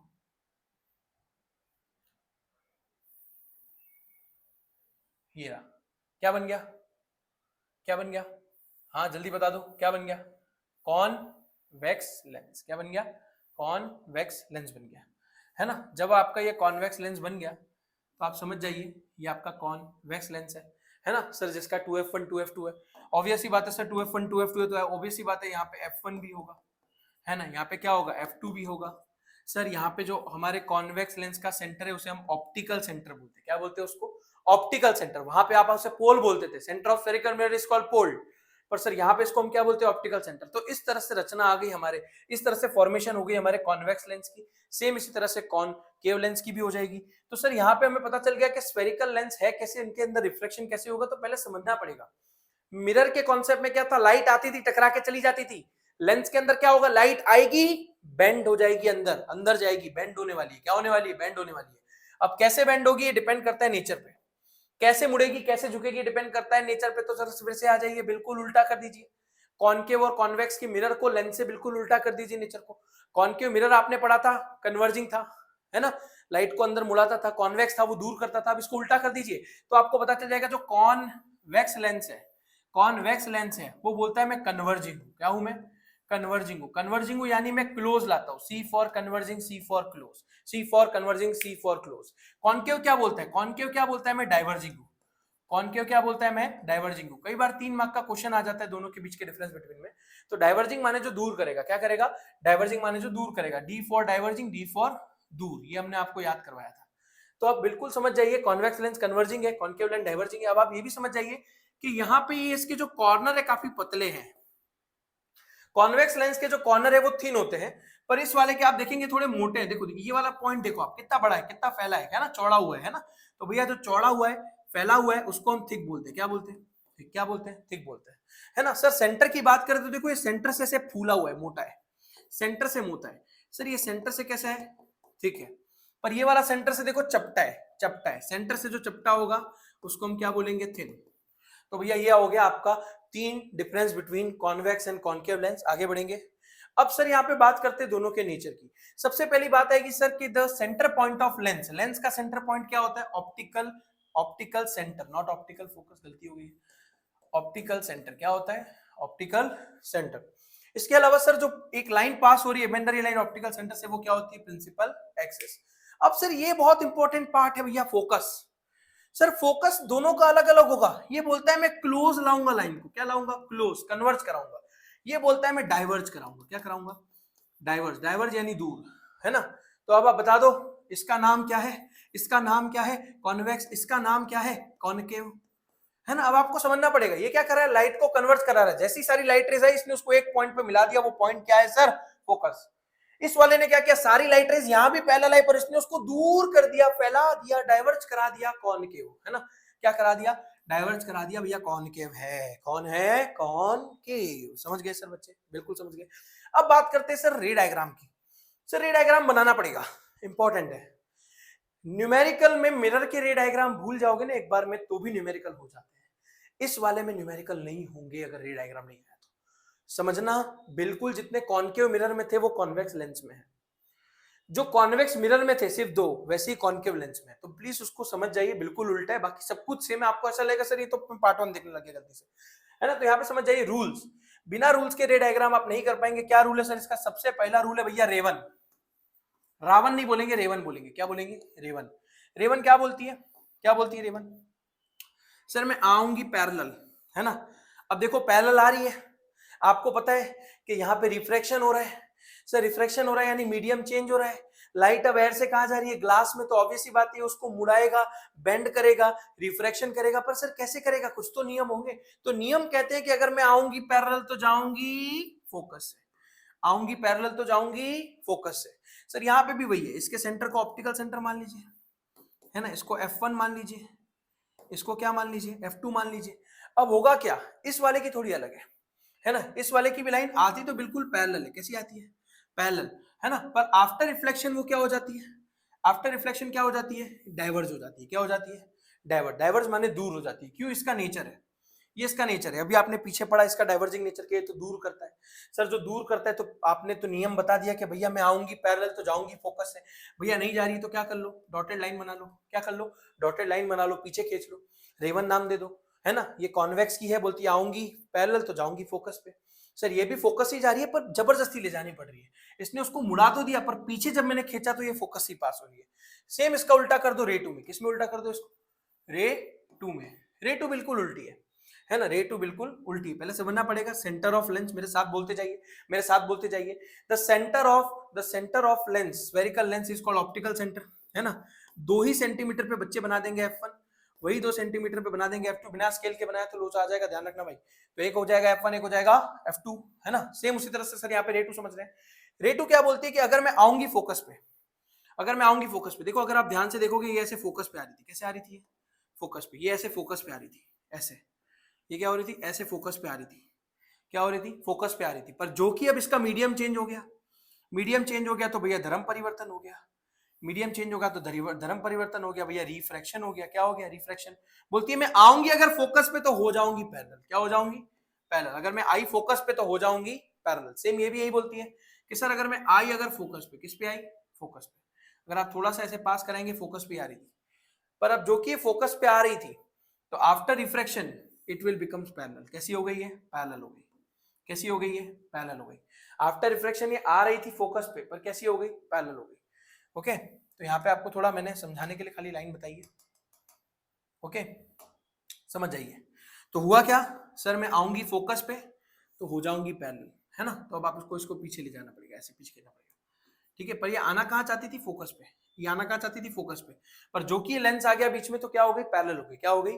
पैरेलल हो गई। रे नंबर 3 बोलते हैं इसको। सर अब बात कर लो रे नंबर 3 की। पीछे वाली क्या थी? रे नंबर 2। रे 1 की बिल्कुल उल्टी। अब बात करते हैं रे नंबर 3 की। तो रे नंबर 3 में क्या है सर? रे नंबर 3 में क्या है? यहाँ पे जैसे F1 F2 है सर, यहाँ पे भी same centre of spherical lens is called optical centre. Sir 2 centimetre पे बनाएंगे। अगर मेरा कर्वेचर बड़ा हो गया सर तो क्या करेंगे? सर 3 सेंटीमीटर ले लेंगे। 3 सेंटीमीटर पे बना दो F1 और F2, ठीक है? अभी उसकी जरूरत है। तो सर रे 3 का कॉन्सेप्ट बिल्कुल सिंपल है। याद करो कॉन्केव मिरर कॉन्वेक्स मिरर में क्या थी? बोलती थी मैं एकदम किस पे आऊंगी? सेंटर ऑफ कर्वेचर से आऊंगी और वही रास्ते से वापस चली जाऊंगी। तो इसमें भी वही हो रहा है, लेकिन सेंटर ऑफ कर्वेचर की पता है ये लाइन क्या हो रही है? यहाँ पे बोलती है मैं ऑप्टिकल सेंटर पे आऊंगी मालिक और बिना कोई रिफ्लेक्शन से चली जाऊंगी। ऑप्टिकल सेंटर पे आऊंगी और वही रास्ते से चली जाऊंगी बिना कोई रिफ्रैक्शन के, बिना कोई रिफ्रैक्शन के। दोनों में यही होने वाला है, दोनों में यही होने वाला है। क्या होने वाला है सर? आऊंगी ऑप्टिकल सेंटर से और वैसे की वैसी चली जाऊंगी, है ना। तो इसका मतलब क्या है, ये हो जाएगी रे 3, रे 1, रे 2, रे 3 याद होनी चाहिए, बिल्कुल वैसी ही है। चलो सर एकदम शुरू करेंगे यहाँ पे फॉर्मेशन ऑफ हमारे इमेज की कॉन्वेक्स लेंस से। कॉन्वेक्स लेंस के अंदर आप देखोगे तो सबसे पहला पॉइंट आया इन्फिनिटी। बच्चों को बहुत ही अच्छे से पता है, अगर इन्फिनिटी है, सुनना ध्यान से, अगर इन्फिनिटी है, अगर इन्फिनिटी है, इन्फिनिटी से लाइट कैसी आती है? पैरेलल। सर आपने हमको बताया रे 1 आफ्टर ये अगर आएगी पैरेलल तो कहां से जाएगी? फोकस से। तो एरो बनाना कंपलसरी है, अगर एरो नहीं बनाया तो भैया तू फरेरो हो जाएगा, है ना, जिम्मेदार माना जाएगा, मार्क्स कटवा के आ जाएगा, नाक कटवा के आ जाएगा। सेम उसी तरह से सर देखो आई पैरेलल तो कहां से पास हुई? फोकस पे। तो आपकी इमेज की पोजीशन कहां आ गई? फोकस पे, है ना। इसमें शायद लिखने नहीं बैठूंगा मैं ज्यादा वीडियो को लंबा नहीं कर पा रहा हूं, तो पीछे एक टेबल है हम उससे समझ लेंगे। अब आप समझो इमेज इसकी पोजीशन कहां आ गई? फोकस पे। सर क्या इसको मिलाने के लिए मुझे कुछ झोलमाल करना पड़ा? नहीं सर, खुद से मिल गई। सर खुद से मिल जाती है तो रियल वाला प्यार होता है, आप हमको लास्ट लेक्चर बताए थे, लास्ट लेक्चर बताए थे सर, खुद से मिल गई, रियल एंड इन्वर्टेड हो गई। क्या हो गई? Real and inverted. Real and inverted के बाद अगर आप नोटिस करो इसकी साइज कैसी आई है? बिल्कुल पॉइंट साइज। कैसी आई है? पॉइंट साइज या तो हाईली डिमिनिश्ड, है ना। कॉन्केव मिरर का पहला केस याद करो, बिल्कुल वही का वही है, बिल्कुल वही का वही है, बिल्कुल वही का वही है, बिल्कुल वही का वही है, हाईली डिमिनिश्ड आई है। कैसी आई है? Highly diminished. अच्छा बियॉन्ड 2f की बात करते हैं। अगर मैंने ऑब्जेक्ट को अब कहां रखा? 2f के बियॉन्ड, 2f के पहले, है ना, 1 सेंटीमीटर से ज्यादा बड़ा नहीं होना चाहिए। सर यहां से अब रे आएगी पैरेलल, है ना, रे 1 क्या आएगी? रे 1 आएगी सर यहाँ पे। This is our object A B. Ray 1 आई, बिल्कुल आई पैरेलल। आफ्टर रिफ्लेक्शन कैसी जाएगी सर? फोकस से जाएगी। कैसी जाएगी? फोकस से। एक रह जाएगी रे 3, बिल्कुल कहां से जाएगी? ऑप्टिकल सेंटर से। कहां से जाएगी? ऑप्टिकल सेंटर से। दोनों जहां पे मिलेगी वहां पे क्या आ जाएगी? इमेज आ जाएगी, ए डैश बी डैश। अब आप समझ जाओ सर ऑब्जेक्ट कहां रखा? बियॉन्ड 2f1, तो इमेज कहां है? Between f2 and 2f2, between f2 and 2f2, है ना। सर गलती क्या की आपने? एरो नहीं बनाया, एरो नहीं बनाया, है ना। सर खुद से मिल गई, जी हाँ खुद से मिल गई, खुद से मिल गई तो क्या हो जाती है? Real and inverted. खुद से मिल गई तो क्या लिख देंगे नीचे? Real and inverted. आप जब इसको एग्जाम में बनाए प्लीज पूरा लिखना। आई एम सो सॉरी मैं पूरा अच्छे से नहीं लिखवा पा रहा, पिछला वीडियो लंबा हो गया इसके लिए। Position, nature and size, position, nature and size आप पूरा लिखना। पोजीशन का है between f2 and 2f2, nature क्या है सर? खुद से मिल गई, real and inverted. Sir size क्या है? देखो ऑब्जेक्ट के कंपेयर में इमेज तो फिर भी छोटी है भैया, डिमिनिश्ड। कैसी? एकदम डिमिनिश्ड। अब आ जाओ तीसरे नंबर के केस पे आ जाओ, एट 2f। अगर मैंने यहाँ पे ऑब्जेक्ट को कहाँ रख दिया? 2f पे रख दिया, है ना, कहाँ रख दिया ऑब्जेक्ट को? 2f पे। तो यहाँ से लाइट रे निकलेगी, बोलेगी, है ना, क्या बोलेगी? सर मैं हूँ एकदम पैरेलल। तो भैया आफ्टर पैरेलल आप कहाँ से जाएंगी? फोकस से जाएंगी। कहाँ से जाएंगी? फोकस से जाएंगी। रे 3 क्या बोलती है? मैं हूँ ऑप्टिकल सेंटर से, ठीक है, मैं हूँ ऑप्टिकल सेंटर से। तो ऑप्टिकल सेंटर से आऊंगी और वहीं से लौट जाऊंगी, रे 3 यही बोलती है। अब देखो आफ्टर रिफ्लेक्शन हुआ क्या? आफ्टर रिफ्लेक्शन दोनों मिल रही है। कहाँ मिल रही है? बिल्कुल यहाँ मिल रही है, बिल्कुल यहाँ मिल रही है। कोई पागल ही होगा, कोई पागल ही होगा जिसको यहाँ पे 2f2 पे इमेज नहीं दिख रही है ना। कोई अंधा ही होगा जिसको ये 2f2 पे इमेज नहीं दिख रही है ना। समझ जाइए इस चीज को। तो सर यहाँ पे बात करते हैं पीएनएस की। PNS, position, nature and size. Position का है सर, ऑब्जेक्ट का है 2f1 पे, इमेज आई 2f2 पे। ये केस याद रख लीजिए, मोस्ट इंपॉर्टेंट केस है ये, कि जितनी दूरी पे ऑब्जेक्ट है उतनी दूरी पे क्या आई है? इमेज आई है। Most important case. अब क्या हो रहा है सर? नेचर की बात करें तो सर खुद से मिल गई, खुद से मिल गई तो कैसी होती है? Real and inverted, real and inverted. Sir size की बात करेंगे तो कैसी साइज दिख रही है सर? बिल्कुल सेम साइज। कैसी दिख रही है? बिल्कुल सेम साइज दिख रही है। सर सेम उसी तरह से अब ऑब्जेक्ट को कहां रखना है? Between 2f1, between 2f1 and f1 पे, f1 एंड 2f1 के बीच में रखना है। कई बार एग्जाम में क्वेश्चन क्या हो जाता है? घुमा के दे दिया जाता है, मेरे साथ टीचरों को घुमा के दे देगा कि ऑब्जेक्ट को कहां रख दो? 2f2 और f2 के बीच में। तो कुछ अतिशय चतुर दिमाग वाले, चतुर कहीं के, क्या करते हैं वो? इधर ऑब्जेक्ट को खड़ा कर देते हैं। अरे भैया काहे को ऐसा कर रहे हो? ऑब्जेक्ट को इधर ही रखो हमेशा लेफ्ट में, बोला गया है हमारे कन्वेंशन में। आप इसको 2f1 f1 की जगह इसको ऐसा कर दो ना, 2f2 कर दो, इसको f2 कर दो, इसको f1 और 2f1 कर देना, अगर क्वेश्चन आ जाए 2f2 और f2 पे रखने के लिए। समझ रहे हो ना? जो यहाँ पे f2 2f2 उसको खाली यहाँ लिख देना, कोई फर्क नहीं पड़ता, कोई फर्क नहीं पड़ता, कोई रॉन्ग नहीं कर सकता, है ना। तो अभी के लिए तो मैं यहाँ पे 1 के लिए बता रहा हूँ, 1 के लिए कि 2f1 और f1 के बीच में रखिए, है ना। ये रहा ऑब्जेक्ट, 1 सेंटीमीटर से बड़ा नहीं होना चाहिए, हमने इसको बनाया। चलिए देखिए बिल्कुल पैरेलल है, बिल्कुल पैरेलल है ना। अगर आपने नहीं बनाया था अब तक ये रे डायग्राम तो मेरे साथ बनाते जाइए, समझते जाइए, बिना रे डायग्राम के आपको नहीं आने वाला है। थोड़ा सा वीडियो को धीमे धीमे करके समझिए। ओके तो सर पहली रे क्या बोलती है? मैं आऊंगी पैरेलल। अब तू बता, रे 1 बोलती है मैं आऊंगी पैरेलल, तो जाऊंगी फोकस से। कहां से जाऊंगी? फोकस से। अच्छा रे 3 क्या बोलती है? रे 3 क्या बोलती है? रे 3 क्या बोलती है, बोले मैं आऊंगी ऑप्टिकल सेंटर से, मैं आऊंगी ऑप्टिकल सेंटर से और ऑप्टिकल सेंटर से ही जाऊंगी, है ना, ऑप्टिकल सेंटर से आऊंगी और ऑप्टिकल सेंटर से ही जाऊंगी। ये मेरा ऑब्जेक्ट है ए बी, है ना, ये हमारी गई रे 3, क्या गई हमारी रे नंबर 3, है ना, ये रे 1 है। देखो दोनों कहीं ना कहीं यहाँ जाके मिल रही है, यहाँ से भी दूर मिल रही है, यहाँ पे मिल रही है ना, ए डैश बी डैश। आप बोलोगे सर नहीं दिख रहा है, सर नहीं दिख रहा है, सर पेन चेंज करो, ये रह लो, पेन चेंज कर दिया आप लोगों के लिए, अब शायद विजिबल होगा आपको, ए डैश बी डैश, है ना। आप समझो यहाँ पे जब ऑब्जेक्ट को कहाँ रखा हमने, बिटवीन F1 एंड 2F1, तो पोजीशन कहाँ आ गई, बियॉन्ड 2F2, कहाँ आ गई, बियॉन्ड 2F2। ओके, फिर उसके बाद सर क्या आएगा यहाँ पे कि नेचर कैसा है सर, खुद से मिल गई, खुद से मिलने वालों को हम क्या कहते हैं, real and inverted. Sir size कैसी है as compare to object, size काफी बड़ी आई है, काफी नहीं, बड़ी नहीं बोल सकते, बड़ी बोल सकते हैं, एनलार्ज, क्या बोलेंगे यहाँ पे, एनलार्ज। अब बात करेंगे at focus, most important case, at focus. अगर मैंने ऑब्जेक्ट को कहाँ रख दिया, एट फोकस, तो पहली बात मान के चलो कि इमेज बनती नहीं है। अगर आप फोकस पे रख देते हो ऑब्जेक्ट को तो इमेज बनती नहीं है, ये सच्चाई है, पर फिर भी पीएनएस तो लिखना पड़ता है ना, पीएनएस लिखना जन्मसिद्ध अधिकार है ना, स्वराज इसमें birth right and I shall have it, वही बिल्कुल वैसे ही है ना भैया, पीएनएस लिखना जन्मसिद्ध अधिकार है किसका, अगर आप फॉर्मेशन कर रहे हो इमेज की, बिना पीएनएस के काम नहीं चलेगा। तो सर यहाँ पे रेवन आ गए बिल्कुल पैरेलल, आफ्टर रिफ्लेक्शन कैसी पास करा दी आपने उसको, फोकस से, आफ्टर रिफ्लेक्शन आपने उसको कैसी पास करा दी, बिल्कुल फोकस से पास करा दी, ओके, बिल्कुल फोकस से पास करा दिए से। अच्छा, रे 3 को भी आपने क्या किया सर, इस तरह से ही पास करवा दिया। अब आप नोटिस करो यहाँ पे दिस इज रे 1, दिस इज रे 3, दोनों जा रही है, दोनों पैरेलल लाइन है। सर आपने सिखाया था अगर कोई लाइन पैरेलल है तो कहाँ जाके मिलती है, इन्फिनिटी पे, कहाँ मिलती है, इन्फिनिटी पे। और सर कोई पैरेलल लाइन है कहाँ जाके मिलेगी, इन्फिनिटी से, और इन्फिनिटी से हमेशा लाइन कैसी आती है, पैरेलल। भाई दोनों की जुगलबंदी सिखाई थी सर आपने पार्ट 1 में, फिर से बता दो, इन पैरेलल लाइन कहाँ जाके मिलने वाली है, इन्फिनिटी पे। तो भैया पोजीशन कहाँ लिख दी, एट इन्फिनिटी। सर नेचर के अगर कहीं मिलेगी भी तो भी खुद से मिलेगी ना भाई, तो भी खुद से मिलेगी, खुद से मिलेगी तो क्या लिख देंगे नेचर में, रियल एंड इन्वर्टेड। सर उसके बाद अगर साइज की कंपेयर करनी है, साइज की कंपेयर करनी है तो देखो ऐसा बड़ा साइज आएगा उसका, ऐसा इतना बड़ा साइज आने वाला है, तो आप लिख दो हाईली एनलार्ज, क्या लिख दो, हाईली, क्या लिख दो, हाईली एनलार्ज इमेज आने वाली है। इसके लिए आप बोल सकते हो इमेज फॉर्म होने वाली नहीं है, बराबर, आपके स्क्रीन पे आ ही नहीं सकती, दिख ही नहीं सकती आपको। अब बात करते हैं लास्ट वाले केस की, लास्ट वाला case, last but not least, है ना, ऑब्जेक्ट को कहां रख दिया, F1 और ऑप्टिकल सेंटर के बीच में। पर मैंने पहले ही आपको चीटिंग बता दी है कि हो सके वहां तक F1 के पास रखना, ताकि थोड़ा बहुत ईजी हो जाए हमारे लिए चीजों को करना, है ना, थोड़ा बहुत ईजी हो जाए। अब आपने क्या किया, यहाँ पे इसके पास में रख दिया। अब क्या हुआ, ये लाइन जो है पैरेलल है, पहली रेवन क्या बोलती है, मैं आऊंगी सर पैरेलल, कैसी आऊंगी, पैरेलल आऊंगी। आफ्टर रिफ्लेक्शन कहाँ से जाऊंगी, फोकस से जाऊंगी।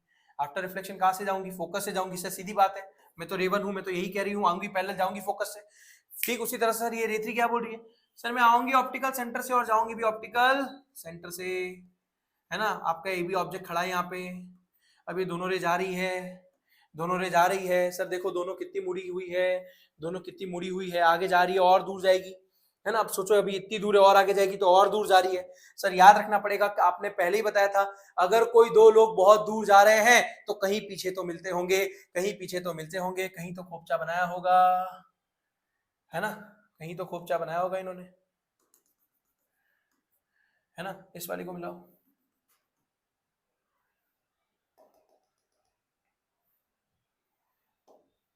दोनों को मिला के देखते हैं, दोनों को मिलाते हैं,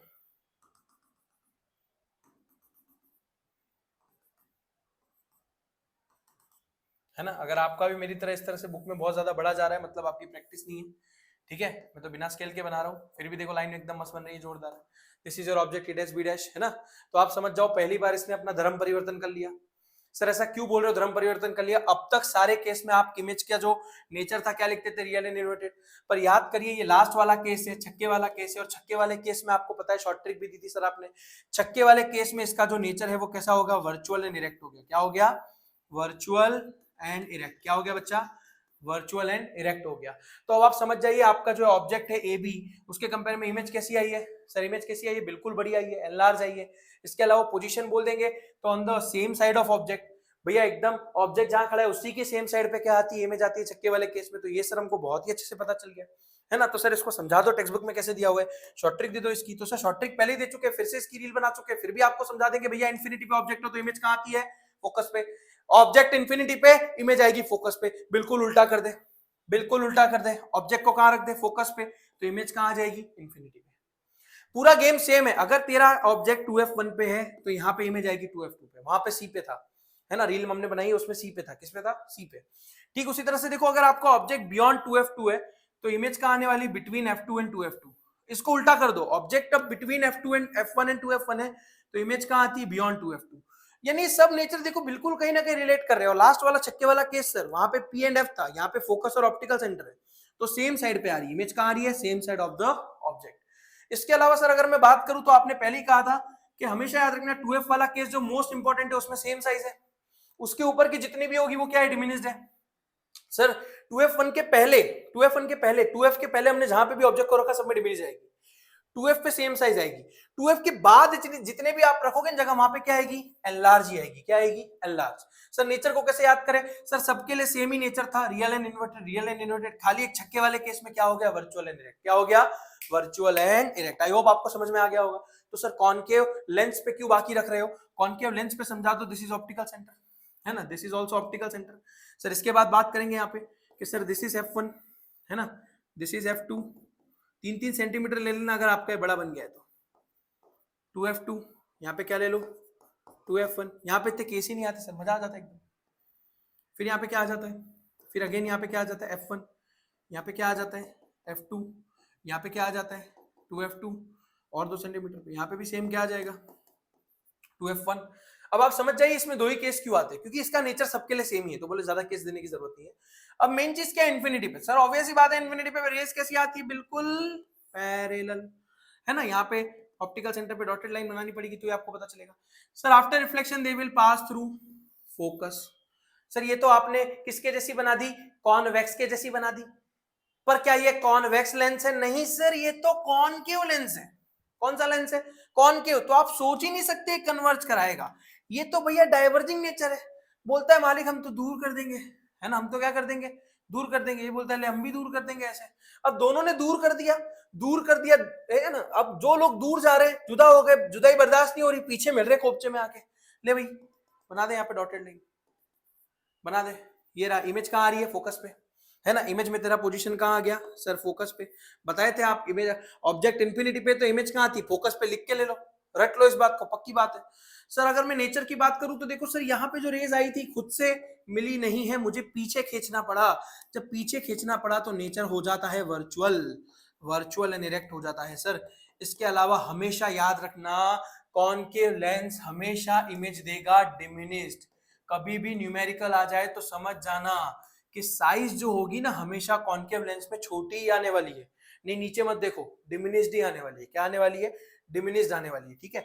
अब यहाँ पे बात करते हैं सर बिल्कुल इन्फिनिटी एंड ओ की। अब इन्फिनिटी यानी इन्फिनिटी और ऑप्टिकल सेंटर के बीच में आप ऑब्जेक्ट को कहीं भी रख लो, पर अगर यस सर का सुझाव लो तो हमेशा 2f1 से दूर ही रखना, कहाँ रखना, 2f1 से दूर। आपको याद ही रहेगा कि अब मुझे बियॉन्ड 2f2 रखनी है। अच्छा ऐसा क्यों बोल रहे हो, उसके पीछे का रीजन है वो आप एक्सपीरियंस पे छोड़ दो मेरे, ठीक है, एक्सपीरियंस पे छोड़ दो, मैंने बोला आपने माना, ठीक है। चलो अब यहाँ पे क्या हो गया सर, पहली लाइन आती है बोलती है मैं आऊंगी पैरेलल, और ये क्या बोलती है, मैं तो भैया कहां से क्या करा दूंगी, आपको डाइवर्स करा दूंगी, डाइवोर्स नहीं डाइवर्स करा दूंगी, क्या करा दूंगी, डाइवर्स करा दूंगी, क्या करा दूंगी, डाइवर्स। तो अब हुआ क्या, ये लाइन आई थी बिल्कुल पैरेलल, पर आफ्टर रिफ्लेक्शन क्या हो गई, डाइवर्ज हो गई। सेम उसी तरह रेत्री क्या बोलती है कि मैं तो आई थी ऑप्टिकल सेंटर पे और ऑप्टिकल सेंटर से चली गई बिना किसी रिफ्लेक्शन के। अब यहाँ पे आपको समझना पड़ेगा, थोड़ा सा कलर चेंज कर रहा हूँ, बिना उसके आपको समझ नहीं आने वाला, बिना उसके आपको समझ नहीं आने वाला, थोड़ा सा फील करना कि यहाँ पे जो दोनों रे चली गई, क्या लगता है भविष्य में कभी मिलेगी, नहीं मिलेगी सर, हमें मिलाना पड़ेगा सर, जबरदस्ती मिलाना पड़ेगा, जबरदस्ती मिलाएंगे तो नेचर ऑलरेडी हमको पता है वर्चुअल एंड डायरेक्ट ही आने वाला है, वर्चुअल एंड डायरेक्ट ही आने वाला है, समझ जाइए। अब यहाँ पे होगा क्या, जैसे आप यहाँ पे इमेज को पीछे खींचेंगे, ये कहां से पास करेगी, ऑब्वियस ही बात है सर, यहाँ से मुड़ी थी, जहां से मुड़ी थी वहीं से पास करेगी। इस वाली रे जो गई है उसको भी पीछे खींचता हूँ, है ना, तो अब आप समझ गए कि दोनों रे कहाँ मिल रही है, यहाँ पे मिल रही है, तो यहाँ पे क्या बना देंगे, ऑब्जेक्ट बना देंगे। यहाँ पे आपका ऑब्जेक्ट था ए बी, यहाँ पे इमेज आ गई है ए डैश बी डैश।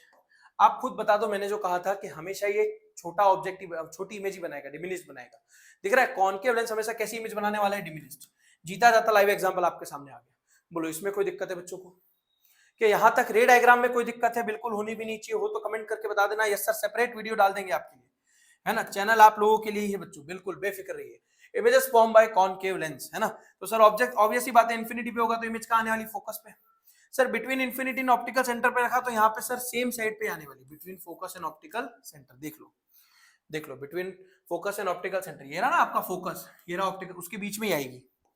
ठीक है, कहीं पे भी रख लो आप, पर इमेज उसके बीच में ही आएगी, ऐसा यहाँ पे बोल दिया गया है, सिंपल सी बात है। सर दोनों ही केस में देखो डिमिनिश्ड ही आने वाली है, नेचर भी बिल्कुल सेम है, वर्चुअल रेट, बिल्कुल सही बात है, बिल्कुल सही बात है। सर अब कंपैरिजन करना पड़ेगा लेंस फॉर्मूला के फॉर्म में, पर लेंस फॉर्मूला पढ़ना है, मैग्निफिकेशन पढ़ना है, तो सर साइन कन्वेंशन देखना पड़ेगा। कोई नई बात नहीं बेटा, साइन कन्वेंशन में जितने स्फेरिकल मिरर में आपने पढ़े थे वही स्फेरिकल लेंस में सारे के सारे साइन कन्वेंशन कॉपी पेस्ट होते हैं, समझ जाओ। सारे डिस्टेंस को सर हम पोल से मेजर करते थे, अब किससे करेंगे, ऑप्टिकल सेंटर से करेंगे, दैट्स इट। सर अगर राइट साइड को डिस्टेंस मेजर होगा तो पॉजिटिव एक्सिस की तरफ, तो वो क्या लिया जाएगा, पॉजिटिव। सर लेफ्ट साइड होगा तो क्या लिया जाएगा, नेगेटिव लिया जाएगा, है ना। सर आप ऐसा बताएं, है ना, आप ऐसा बताए थे हमको। ये ऊपर की तरफ क्या होता है, पॉजिटिव एक्सिस, नीचे की तरफ negative, right side positive x axis, left side negative x axis, simple वही वाला केस है सर, कोई बड़ी बात नहीं है। सर अगर वर्टिकल डिस्टेंस की बात करें, परपेंडिकुलर डिस्टेंस की, तो अगर वो अबव है तो ऑब्वियस ही बात है वो कैसा होगा, पॉजिटिव। सर बिलो है अगर तो कैसा होगा, नेगेटिव एक्सिस की बात है, बिल्कुल सेम है, कोई नई बात नहीं। सर इसके अंदर अब आप बता दो हमको लेंस फॉर्मूला और मैग्निफिकेशन, क्या बता दो, लेंस फॉर्मूला और magnification. Sir lens formula, lens makers formula, sir देखिए तीनों के बीच का संबंध बताता है, इसके बीच का, ऑब्जेक्ट डिस्टेंस, इमेज डिस्टेंस और फोकल लेंथ, है ना। तो सर मिरर में तो आपने बता दिया था कि यू वी आर फ्रेंड, पर अब थोड़ी सी तकरार हो गई है और अब फ्रेंडशिप टूट गई है। फ्रेंडशिप टूट गई है मतलब क्या हो गया, सब्ट्रैक्शन हो गया, क्या हो गया, सब्ट्रैक्शन हो गया, तो यहाँ माइनस आ जाएगा।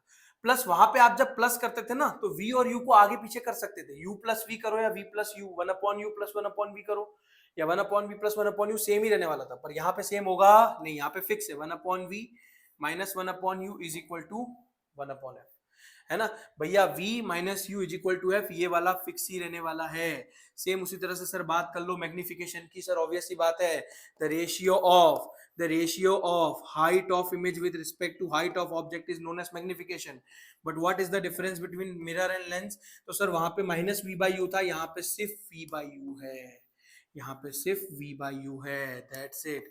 सर उसके अलावा अगर मुझे जानना हो कि ब्रह्मास्त्र क्या है, यहाँ पे तो नॉर्मल चीजें सर आपने बता दी। एक और फॉर्मूला आप यहाँ पे हमको बता दो, n is equal to c by v होता है रिफ्लेक्टिव इंडेक्स वाले क्वेश्चंस के लिए। बोलो ये सब हमको पता चल गया, लेकिन सर एक अभी चीज जो बाकी है वो है भैया पावर ऑफ लेंस। भैया पावर क्या है, दबदबा, ताकत। मैंने आपको ऐसा बोल दिया, अगर ऐसा बोल दिया, थोड़ा सा फील करो, यहाँ पे मैं आपको दो कॉन्वेक्स लेंस बताता हूँ, दो कॉन्वेक्स लेंस। अगर मैं आपको यहाँ पे दो कॉन्वेक्स लेंस बताऊं, तो होगा क्या, क्या दोनों सेम है, नहीं। आपको याद ही रखना पड़ेगा जो यस सर बोलेंगे यहाँ पे कि सर बड़े लेंस का बड़ा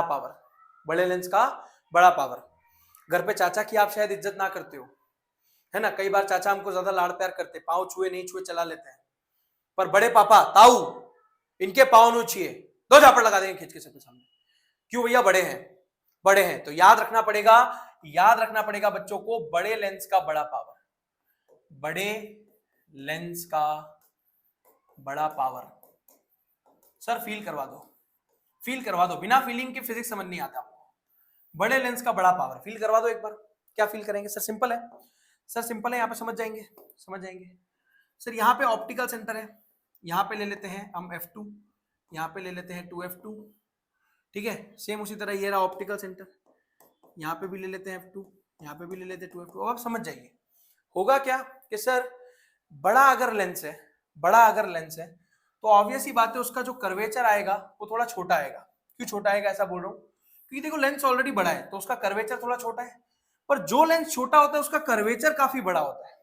अब ऑब्वियस ही बात है सर, अगर कर्वेचर बड़ा होगा,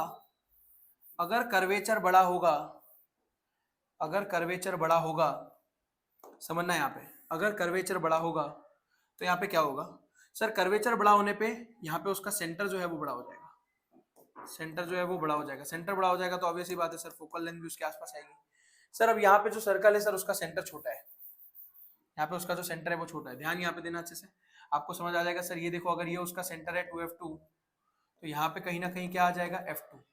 अब आपको समझ जाइए यहाँ पे फोकल लेंथ यहां ज्यादा बड़ी है, फोकल लेंथ की जो दूरी है वो यहाँ पे ज्यादा है, लेकिन यही फोकल लेंथ यहाँ पे कैसी है, कम है ना, क्योंकि कर्वेचर क्या है इसका, छोटा। ऑब्वियस ये बड़ा पार्ट है लेंस का, कर्वेचर छोटा होगा, लेकिन ये तो बहुत छोटा पार्ट है ना, इसके लिए इसका कर्वेचर काफी बड़ा है।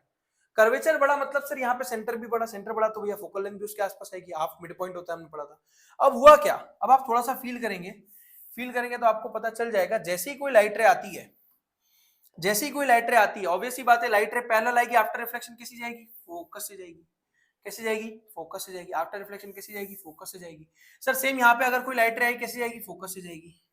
पर आप नोटिस करके बताइए, जो कि इसका फोकल लेंथ दूर है, इसका फोकल लेंथ पास है। अगर फोकल लेंथ दूर है मतलब ये लाइट को थोड़ा देर से मिलाएगा, करने तो दोनों कन्वर्जिंग वाले हैं पर थोड़ा देर से करेगा। क्या करेगा, देर से। पर ये वाला क्या करेगा, जल्दी कन्वर्स करा देगा। क्यों जल्दी कन्वर्स करा देगा, इसका फोकस पास में है। सर फोकस पास में मतलब कन्वर्जिंग जल्दी हो गया, फोकस पास में मतलब कन्वर्जिंग क्या हो गया, जल्दी हो गया। सर इस वाले में देर से हुआ। अब ये वाले ने जल्दी कन्वर्ट करा दिया, जल्दी कन्वर्ट करा दिया। आप थोड़ी सी तुलना कीजिए, यहाँ पे एंगल क्या हो गया, बड़ा हो गया, लेट सपोज 60 डिग्री हो गया। कितना हो गया, 60 डिग्री। पर यहाँ पे अगर आप कंपेयर करेंगे ना, यहाँ पे तो 30 डिग्री दिख रहा है। एग्जाम्पल से मान लेते हैं, आपको रिलेट हो जाएगा। मतलब इसने जल्दी झुका दिया, जल्दी झुका दिया मतलब पावर ज्यादा है। पावर ज्यादा है मतलब क्या सर, बड़े लेंस का बड़ा पावर, बड़े लेंस का बड़ा पावर। सर छोटा लेंस, छोटे लेंस का छोटा पावर, सर छोटा मुड़ा रहा है। तो सर ऑब्वियस ही बात है, पावर कहीं ना कहीं डिपेंड कर रही है आपके फोकस पे। किस पे डिपेंड कर रही है, फोकस पे डिपेंड कर रही है। सर पावर डिपेंड कर रही है फोकस पे, तो सर डिफिनेशन ये आ जाती है sir, it is the reciprocal of focal length, है ना। Power of lens is nothing but it is the reciprocal of focal length, it is the reciprocal of focal length. Sir अगर यही है तो भैया फॉर्मूला क्या बनता है पावर का, sir it is inversely proportional to focal length. Power is always inversely proportional to focal length. Sir ये वाला फॉर्मूला यूज होता है जब फोकल लेंथ मीटर में हो। किसमें हो बेटा, मीटर में। पर अगर मैं आपको ऐसा बोलूं कि फोकल लेंथ अगर आपको सेंटीमीटर में दी है, तो आप ये वाला फॉर्मूला यूज कर लेना, P is equal to 100/f। School में शायद टीचर नौटंकी करे, मार्क्स ना दे, पर बोर्ड में आपको गारंटी इस पे नंबर दे ही दिए जाएंगे, है ना। क्यों आया, कैसे आया, वन शॉट में नहीं बताऊंगा, डिटेल में कभी पढ़ा दूंगा, पर आपको समझना जरूरी था। वन शॉट में अभी मैंने ये क्यों बताया, इसके बिना आपको कॉन्सेप्ट समझ नहीं आता, इसके बिना आपको सब जादू लगती कहानी, इसके लिए मुझे बताना जरूरी था। फिर यहाँ पे आ गया P is equal to 1/f, ये आ गया P is equal to 100/f। Unit की बात कर लेते हैं। सर यूनिट क्या होता है पावर का, डायोप्टर। क्या होता है, डायोप्टर, है ना। यूनिट क्या होता है, डायोप्टर। तो सर अगर मुझे क्वेश्चन आ जाता है कभी कभी, व्हाट इज वन डायोप्टर, तो sir one dioptre is the power of the lens whose focal length is 1 metre. अगर भैया तेरे लेंस का फोकल लेंथ 1 मीटर है, तो तेरे लेंस की पावर क्या हो गई, 1 डायोप्टर, है ना। तो सर अगर इसको मुझे मेजर करना है पावर को, तो कौन सा डिवाइस यूज होता है, डायोप्टर मीटर। क्या यूज होता है, डायोप्टर मीटर यूज होता है, डायोप्टर मीटर यूज होता है। आई थिंक बच्चों को समझ में आ गया होगा, है ना। तो सर यहाँ पे बिना किसी नौटंकी के पावर क्या है, फॉर्मूला क्या है, डेफिनेशन क्या है, ये हमको ऑलरेडी क्लियर है। दो फॉर्मूले भी आपने बता दिए। ब्रह्मास्त्र क्या है सर लेंस के लिए, सर ऑब्वियस ही बात है, हमको हमेशा पूछते क्या है, ये मैटर करता है। सर हमको पूछते क्या है, हमेशा हमको पूछते क्या है, सर तीन ही चीज पूछते हैं, पोजीशन, नेचर एंड साइज। क्या पूछते हैं, पोजीशन, नेचर एंड साइज। हमेशा हमको तीन ही चीज पूछते हैं, पोजीशन, क्या पूछते हैं, पोजीशन। तो भैया क्वेश्चन में, लेंस वाले क्वेश्चन में आपको पोजीशन हमेशा कौन बताएगा, 1/v minus 1/u is equal to 1/f। Lens formula कौन बताएगा, लेंस फॉर्मूला, है ना। समझना इसको अच्छे से, पोजीशन कौन बताएगा, लेंस फॉर्मूला, ठीक है। इसके अलावा सर अगर मेरे को यहाँ पे समझना पड़ेगा, अगर साइज के बारे में, किसके बारे में समझना पड़ेगा, अगर मुझे साइज के बारे में, तो साइज कौन बताएगा, साइज कौन बताएगा, m is equal to h'/h, height of image upon height of object, ये एक फॉर्मूला होता है। सर इसके अलावा एक और फॉर्मूला है हमारे डिस्टेंस के बेस पे, है ना, तो वो v/u है, ना कि माइनस v/u लेंस उसका था, मिरर का था, ये स्फेरिकल लेंस है। तो ये हो गया साइज बताने के लिए फॉर्मूला। सर नेचर क्या होगा, इसमें एक छोटा सा शॉर्ट ट्रिक दे देता हूं। नेचर में आपको समझना पड़ेगा, अगर कॉन्वेक्स लेंस है, अगर कॉन्वेक्स लेंस है तो आपको थोड़ा सा यूज करना पड़ेगा रे डायग्राम। बिना रे डायग्राम के आप थोड़ा बता पाना मुश्किल है कि कौन सा इसका नेचर है। पर अगर मैं आपको ऐसा बोलूं, कॉनकेव लेंस, अगर मैं आपको बात करूं कॉनकेव लेंस की, तो कॉनकेव लेंस में बता पाना काफी आसान है, क्योंकि इसमें नेचर हमेशा क्या पाया जाएगा, वर्चुअल एंड इरेक्ट। क्या पाया जाएगा, वर्चुअल एंड इरेक्ट ही होगा हमेशा। अभी हमने देखा सारे केसेस इसके वही आ रहे हैं, इसमें भी खाली छक्के वाले केस की वजह से वर्चुअल एंड इरेक्ट हो गया, बाकी सब में रियल एंड इन्वर्टेड ही था। ओके, तो ये एक नेचर के लिए आप रे डायग्राम इसमें यूज कर लेंगे। पर सर कभी कभी एग्जाम में इसमें लेंस वाले क्वेश्चन में आ जाता है रे डायग्राम और हम घबरा जाते हैं। तो हमेशा याद रखना रे डायग्राम के अंदर, रे डायग्राम के अंदर आपको क्या करना है, रे डायग्राम के अंदर आपको समझना पड़ेगा take focal length as reference, focal length as reference, है ना। मतलब सर फोकल लेंथ को रेफरेंस रख के हमको रे डायग्राम बनाना पड़ेगा, है ना। तो it will help you to draw the ray diagram. Simple simple concept है, बहुत सिंपल कॉन्सेप्ट है, मजेदार कॉन्सेप्ट है। बस this is the Brahmastra, this is the Brahmastra, take screenshot of this. कुछ नया नहीं है इसके अंदर, है ना। लास्ट वाले में आपको मेरी वाली हमने बताया था कि मेरी वाली नेगेटिव है तो रियल है, मेरी वाली पॉजिटिव है, पर वो वाला कॉन्सेप्ट यहाँ पे यूज नहीं होता, यहाँ पे यूज होता है रे डायग्राम, है ना। तो समझते इसको अच्छे से कैसे होगा ये ब्रह्मास्त्र के बाद। सर एक क्वेश्चन देख लेते हैं क्या है ना भैया। एक क्वेश्चन हम कराएंगे, एक वॉरियर क्वेश्चन आप करोगे। चलो हम क्वेश्चन करा रहे, ऑब्जेक्ट 5 सेंटीमीटर इन लेंथ, है ना। तो लास्ट में लेक्चर में, लास्ट वाले पार्ट 1 में बताया था length is equal to size is equal to height, है ना। So this is height of object, कितना दिया हुआ height of object 5 centimetre, is held 25 centimetre away. Sir away is equal to far is equal to distance is equal to place is equal to, वही होता है sir distance होता है। भाई किसको रखा 25 सेंटीमीटर दूर, ऑब्जेक्ट को। तो सर इसका मतलब क्या हो गया, ऑब्जेक्ट डिस्टेंस, जो कि हमेशा नेगेटिव ही होता है क्योंकि हमने ऐसा कन्वेंशनली मान के रखा है कि ऑब्जेक्ट को हम हमेशा लेफ्ट में ही लेंगे, है ना। अब यहाँ पे देखो छल कपट धोखा कन्वर्जिंग लेंस बोल दिया, कन्वर्जिंग लेंस बोल दिया। सर कन्वर्जिंग लेंस क्या होती है, कॉन्वेक्स लेंस। कन्वर्जिंग लेंस क्या होती है, कॉन्वेक्स लेंस जो कन्वर्ज करा रही है। डायरेक्ट नहीं बोला कॉन्वेक्स, कन्वर्जिंग लेंस दे दिया। कन्वर्जिंग लेंस की फोकल लेंथ कितनी होती है, 10 सेंटीमीटर।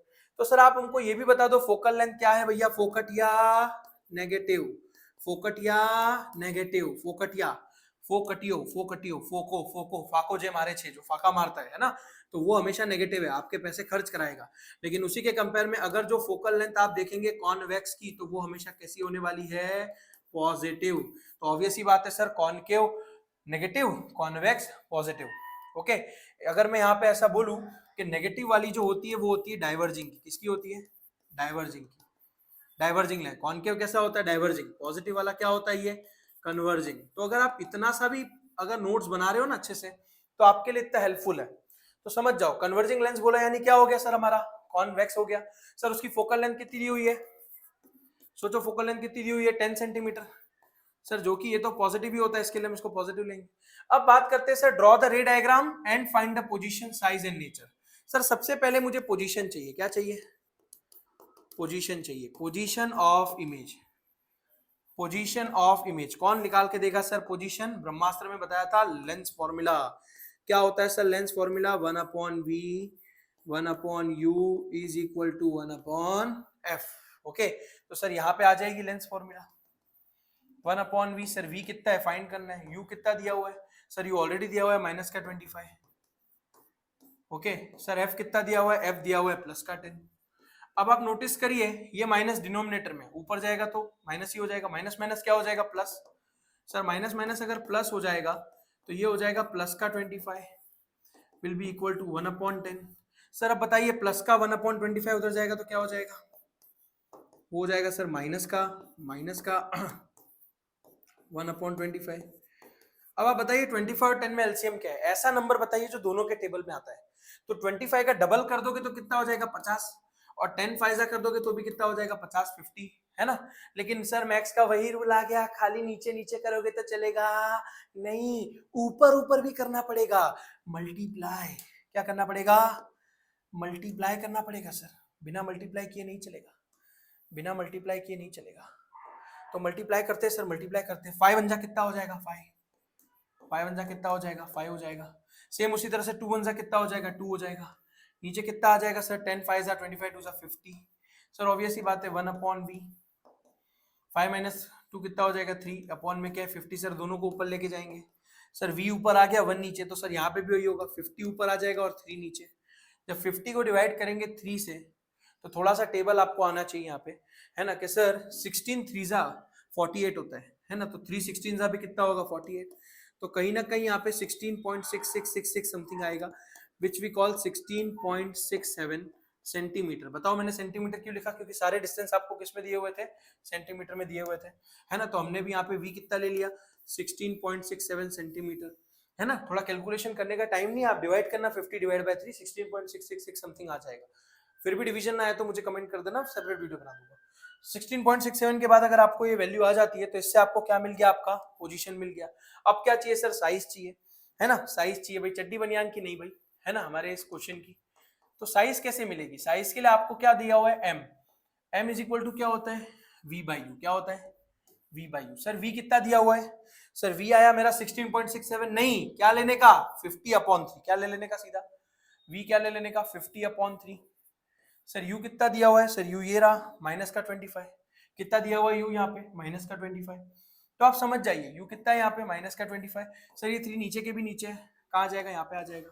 सर ऑब्वियसली बात है, माइनस का 25, नीचे क्या आ गया 3, ऊपर क्या आ गया 50, कट करेंगे 25 बन जाए, 25 2 50, तो ये हो जाएगा माइनस का 2/3। जब माइनस का 2/3 को डिवाइड करोगे तो समथिंग 0.666 समथिंग आएगा कुछ, है ना। चलो सर समझ नहीं आ रहा, डिवाइड करवा दो, 2 और 3 है, ऑब्वियस सी बात है सर ऊपर वाला आएगा। सर देखो 2 3 से भी छोटा है तो 0 पॉइंट लगाएंगे, 0 देंगे। 3 6 कितना होता है बेटा, 18 होता है ना। 2 कर दिया, पॉइंट लगाया तो सर फिर से क्या दे देंगे, 0। सर अगेन 3 6 कितना हो गया, 18 हो गया। सर वापस से कहानी चलती रहने वाली है, तो तीसरा डिजिट 5 या 5 से बढ़ाओ, रिमेंबर माय वर्ड्स, तीसरा डिजिट 5 या 5 से बढ़ाओ तो एक ऐड कर देने का, यहाँ पे आ जाएगा माइनस का 0.67 समथिंग माइनस का 0.67, जो कि मैग्निफिकेशन एक यूनिटलेस क्वांटिटी, इसके लिए इसका यूनिट होता नहीं है। अगर यहाँ यूनिट लगा दिया सेंटीमीटर, चप्पल से मारेंगे पकड़ के साले तुमको। माइनस का 0.67 हो गया यहाँ पे। तो सर ये क्या हो गया, हमारी साइज हो गई। सर साइज हो गया, नेचर पता कर दो। भैया नेचर कैसे पता चलेगा, सर आपने पहले ही बोला था कॉनकेव होता तो वर्चुअल लिख देते, पर यहाँ तो कन्वर्जिंग लेंस है, तो भैया रे डायग्राम के बिना नेचर बताना नहीं है। सर रे डायग्राम के लिए आप हमको बोले थे किसको लेना है, हमको सेंटर में किसको लेना है, सर उसके लिए हमको लेना है फोकस को। किसको लेना है, फोकल लेंथ को। ओके, अब थोड़ा सा फील करना पड़ेगा, थोड़ा सा समझना पड़ेगा। देखो आप लोग इसको बहुत अच्छे से बनाइएगा डायग्राम को। ओके, अब यहाँ पे समझ जाइए कि ये हमारा कौन सा लेंस आ गया, कॉन्वेक्स लेंस आ गया। सर 2 सेंटीमीटर पे ले लेंगे क्या, f2, और 2 सेंटीमीटर पे क्या ले लेंगे, 2f2।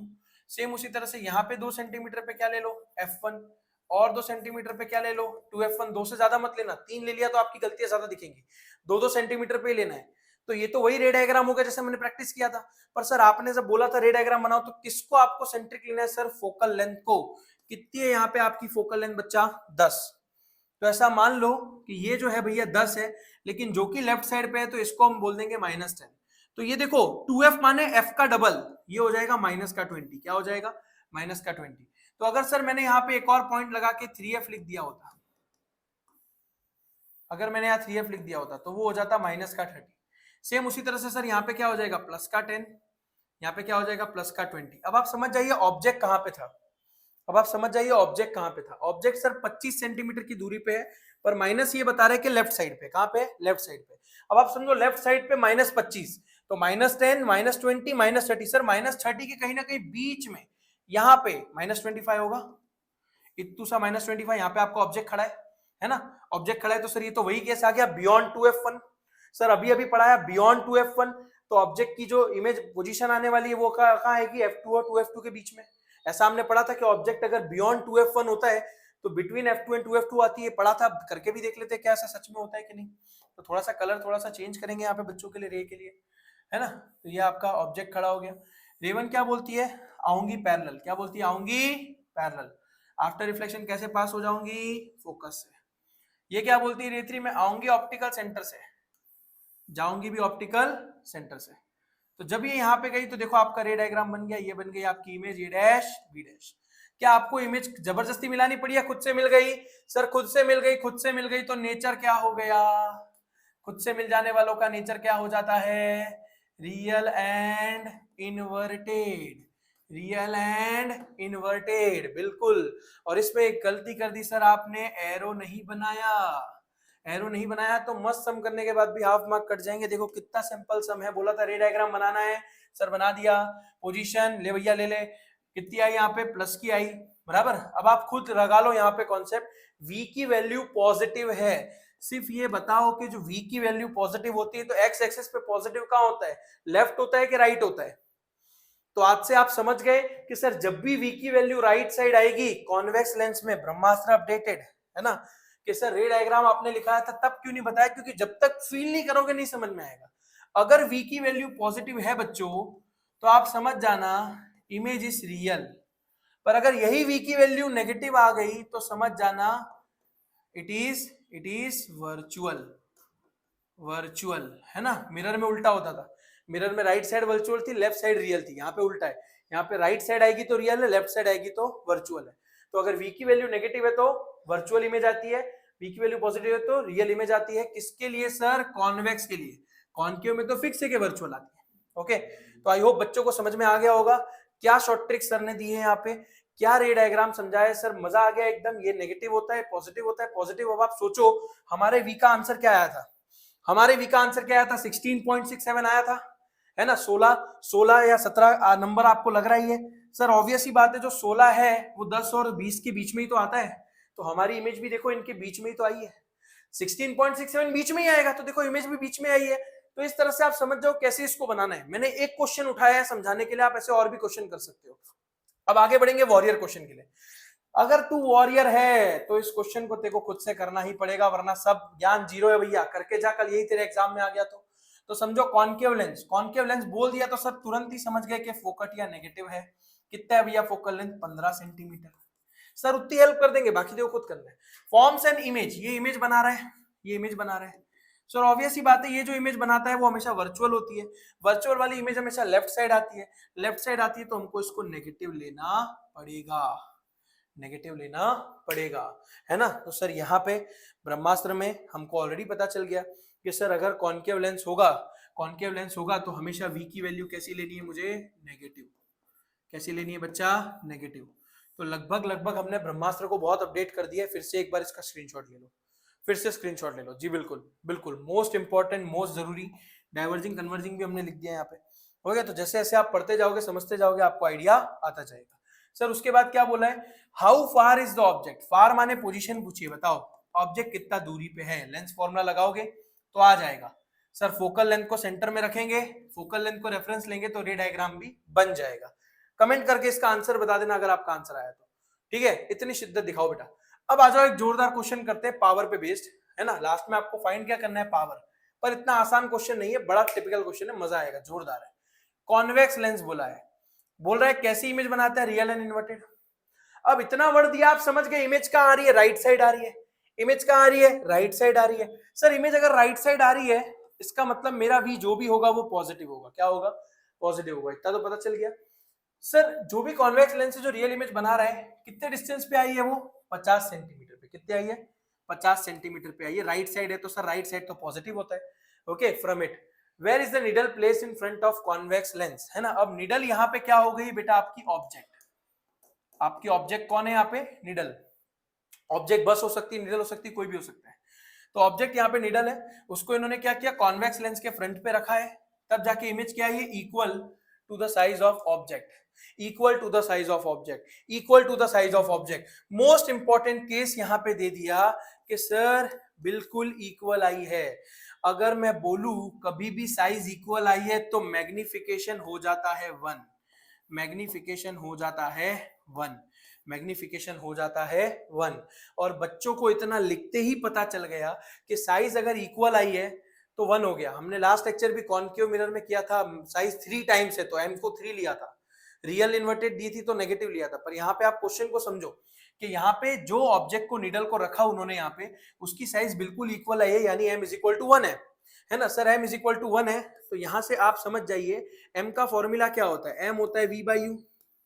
इसका मतलब सर m की वैल्यू कितनी है 1, तो v upon u। Sir u divide में इक्वेशन किधर जाएगा तो मल्टीप्लाई में, u इज इक्वल टू क्या हो जाएगा, v हो जाएगा। तो सर ऑब्वियस ही बात है यहाँ पे हमारा v कितना है, यहाँ पे हमारा v कितना है सर, v कितना है सर, v कितना है 50 सेंटीमीटर, v कितना है 50 सेंटीमीटर बराबर। और सर यहाँ पे m कितना आ गया, 1 आ गया सर, बिल्कुल उसके सेम साइड की आई है। पर अब एक चीज को आपको समझना पड़ेगा कि यहाँ पे कॉन्वेक्स लेंस ने जो इमेज बनाई है बराबर, वो कैसी है, रियल है। कैसी है, एकदम रियल है। और रियल इमेज जो होती है वो कहाँ आती है, राइट साइड आती है। इसके लिए आपने m को क्या ले लिया, बिल्कुल +50 ले लिया, और m यहाँ पे आपको कितना दिया हुआ है, 1 दिया हुआ है। पर आप समझ जाइए कि u की जो वैल्यू है u बराबर, यहाँ पे ये जो v है ये u के बराबर है, इसका मतलब यहाँ पे जो u हो गया वो भी कितना हो गया, 50 हो गया, वो भी कितना हो गया, 50 हो गया। पर ऑब्वियस ही बात है सर, u की वैल्यू तो हमेशा कैसी आती है, नेगेटिव आती है, बराबर। तो ये वैल्यू नेगेटिव कैसे आएगी, ऑब्वियस ही बात है सर, यहाँ पे m की वैल्यू -1 होगी। क्या होगी, -1। क्यों -1 होगी, क्योंकि सर क्वेश्चन में ऑलरेडी बोल दिया कि कॉन्वेक्स लेंस कैसी इमेज बना रहा है, रियल एंड इन्वर्टेड इमेज बना रहा है। ओके, तो रियल एंड इन्वर्टेड इमेज बना रहा है, तो sir real and inverted image बनाएगा। ओके, नीडल कितने डिस्टेंस पे रखी है, needle at a distance of 50 centimeter from it, where the needle is placed in front of a convex lens if the image is equal to the size of the object। बताइए needle को कहाँ रखा गया होगा, अगर image जो है वो बिल्कुल इक्वल है, उसके साइज ऑफ ऑब्जेक्ट के बिल्कुल इक्वल है, तो ऑब्वियस सी बात है उसको कितने पे रखा गया होगा, 50 पे रखा गया होगा, बराबर। इमेज 50 पे कब आई होगी, जब वो भी 50 पे होगा। ऐसा केस आपने पढ़ लिया है, ऐसा केस आपने पढ़ लिया है, सर आपको याद करवा देंगे ऐसा केस कब पढ़ा है आपने। ये रहा वो केस, ये रहा वो केस, है ना, याद करिए, ये रहा वो केस, सेम साइज, है ना। अब नीडल बोलता है कि यहाँ पे आइए 50 सेंटीमीटर दूर, तो ऑब्वियस ही बात है नीडल 50 सेंटीमीटर दूर आई है, तो ऑब्जेक्ट भी कहाँ खड़ा होगा, 50 सेंटीमीटर दूर खड़ा होगा। ओके, अब देखिए इससे हमको कोई लेना देना नहीं है कि ऑब्जेक्ट या इमेज कहाँ खड़े होंगे, पर आप खुद समझ जाइए, यहाँ पे आप खुद समझ जाइए क्या बोला हुआ है यहाँ पे, यू भी कितना आ जाएगा 50 पर, सर यहाँ -1 लेंगे, -1 लेंगे तो ही काम बनेगा, तो ही सर यहाँ पे यू हमारा नेगेटिव आएगा, तो यहाँ पे यू -50 आएगा, वरना चलेगा नहीं, गलत हो जाएगा। ठीक है, अगर आपने यहाँ पे u को नेगेटिव नहीं लिया तो भैया पाप कर दिया, खंड पाप कर दिया आपने। अब यहाँ पे बात करते सर, हमको क्या पूछा था, what is the power of the lens. तो आप समझ जाइए यहाँ पे पावर ऑफ द लेंस लाने के लिए फॉर्मूला P = 1/f है, पर क्या आपको f दिया हुआ है, नहीं दिया हुआ है, तो आपको f यहाँ पे क्या करना पड़ेगा, फाइंड करना पड़ेगा। कैसे फाइंड करेंगे सर, 1/v - 1/u = 1/f। तो सर यहाँ पे क्या कर देंगे, v की जगह पे क्या रख दिया, 50 रख दिया, u की जगह पे क्या रख दिया, -50 रख दिया, इज इक्वल टू क्या रख दिया, 1/f रख दिया। सर ऑब्वियस ही बात है, माइनस माइनस क्या होता है, प्लस होता है, माइनस माइनस क्या होता है, प्लस होता है, तो माइनस माइनस प्लस होगा, तो यहाँ पे हो जाएगा 1/50।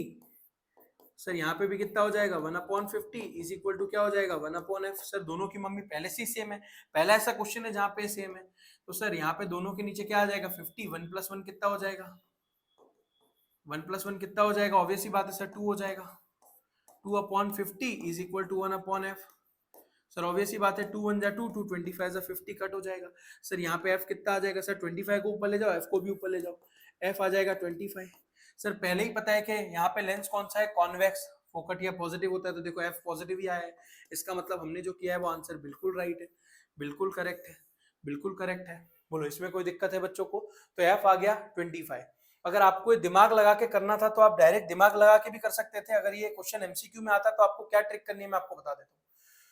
यहाँ पे जरा 2 मिनट के लिए समझना पड़ेगा बेटा आपको। देखो क्वेश्चन में बोला था नीडल की बिल्कुल सेम साइज है, तो आप ऐसा मान के चलो 2f यहाँ पे किसके बराबर दिया था, 50 के बराबर। भैया 2f अगर 50 है तो सर f कितना होगा, उसका आधा, तो f क्या होगा, 50 का आधा कर दो, 50 का आधा कर दोगे तो f कितना आ जाएगा, 25 आ जाएगा कि नहीं आ जाएगा। तो बिना फॉर्मूला लगाए भी आप इस तरह से कर सकते थे अगर एमसीक्यू होता तो, पर जो कि मैं क्वेश्चन सॉल्व करा रहा हूं तो यहाँ पे मुझे आपको इसको बताना जरूरी लगा। एफ आ गया, पर क्या हमको एफ फाइंड करने बोला था, हमको तो क्या बोला है, पावर बताओ, क्या बताओ, पावर बताओ। पावर क्या होती है सर, यहाँ पे हमको समझना पड़ेगा पावर का formula, as power of lens, power of lens p is equal to क्या होता है, 1/f। सर यहाँ पे पावर मुझे बतानी है 1/25। सर डिवाइड करके बताओ, डर जाएंगे नहीं तो हम। 1/25, सर 1 तो बहुत ही छोटा है, तो जीरो के यहाँ पे पॉइंट लगाया, इसको एक जीरो दिया, सर बात नहीं बनी। सर एक जीरो ऊपर लगाना पड़ेगा और एक जीरो इधर लगाना पड़ेगा, अब बात बन जाएगी। 25 फोर सा कितना होता है, 25 फोर सा कितना होता है, जल्दी बोलो कितना होता है। सर यहाँ पे 25 फोर सा 100 हो जाएगा, पर यहाँ पे समझना पड़ेगा कि सर 25 किस में है, सेंटीमीटर में है, मीटर में नहीं दिया हुआ। तो आपको समझना पड़ेगा कि जब सर आपने पावर ऑफ लेंस मुझे बताया, तो पावर ऑफ लेंस में आपका फॉर्मूला ही था कि जब भी आपको पावर ऑफ लेंस सेंटीमीटर में, मतलब फोकल लेंथ सेंटीमीटर में दिया हो, तो आप ये वाला फॉर्मूला यूज करोगे, 100/f। क्या यूज करोगे, 100/f करोगे, है ना। तो इसके लिए आपको इतना डिवाइड करने की जरूरत नहीं है। P = 1/f होता है, पर सर फोकल लेंथ मीटर में चाहिए, पर यहाँ तो 25 सेंटीमीटर में, तो आप 25 के नीचे 100 लिख दो, है ना। सेंटीमीटर को मीटर में कन्वर्ट करने, डिवाइड बाय 100 चाहिए, ये 100 कहाँ चला जाएगा ऊपर, तो 100 अपॉन क्या हो जाएगा, 25 हो जाएगा। 25 बन जा 25, 25 4 जा 100, P is equal two plus का 4 dioptre is your answer. Power कितना आ गया? 4 डायोप्टर, है ना। तो भैया बताओ कमेंट करके कैसा लगा ये क्वेश्चन आपको, मस्त लगा कि नहीं लगा? जोरदार टिपिकल क्वेश्चन हम लेके आए, पर ऐसी क्वेश्चन वॉरियर तेको भी बनाएगा। अगर तेको वॉरियर बनना है तो वॉरियर क्वेश्चन को करना पड़ेगा मेरे भाई। वॉरियर क्वेश्चन क्या है सर? देखिए पावर फाइंड करने बोला है, किसका पावर फाइंड करना है? कॉन्केव लेंस का। फोकट या नेगेटिव ही होगा, है ना। तो फोकट या नेगेटिव है तो एफ कितना होगा सर? लेंथ दी हुई है 2 मीटर, तो -2 ले लो, -2। तो सर पावर चाहिए, P इज इक्वल टू क्या हो जाएगा? 1/f। फॉर्मूला लगा, सॉल्व कर, वॉरियर क्वेश्चन है। आंसर मुझे कमेंट सेक्शन में बता इसका क्या आएगा, आंसर कमेंट सेक्शन में बता, ओके, या वीडियो पॉज करके बता, बिल्कुल। और आंसर आपको सिंपल तरीके से आ जाएगा सर। यहाँ पे 1/-2 है, -2 है तो माइनस ऊपर जाएगा, पर 1/2 क्या होता है? आधा, आधा यानी क्या होता है? 0.5। Sir what is the unit of power? Dioptre. 0.5 dioptre is your answer. यानी सर पावर अगर कभी भी नेगेटिव हुई तो समझ जाएंगे वो डाइवर्जिंग लेंस है, अगर पावर पॉजिटिव हुई तो समझ जाएंगे कि वो क्या है? कन्वर्जिंग लेंस है। बिल्कुल सही जवाब, बिल्कुल सही जवाब। तो यहाँ पे समाप्त होता है हमारा लाइट पार्ट 2, है ना। तो ये वीडियो हमने ट्राई किया कि जितना जल्दी हो सके उतना जल्दी आपको समझाए बेटा, पर एक समझो हार्डवर्क और स्मार्ट वर्क में फर्क होता है। आज जो हमने किया वो स्मार्ट वर्क है। आई होप आपको वीडियो पसंद आया होगा, और अगर आपको सच में चीजें क्लियर हो गई है तो बिल्कुल थैंक यू लिख देना, उससे मैं थोड़ा मोटिवेट हो जाऊंगा और आपके लिए ऐसी ही वीडियो सीरीज लाने वाला हूं। तो मिलते हैं आप सबसे अगले वीडियो के, तब तक के लिए पढ़ते रहिए, शेयर करते रहिए, सब्सक्राइब करते रहिए। जय हिंद।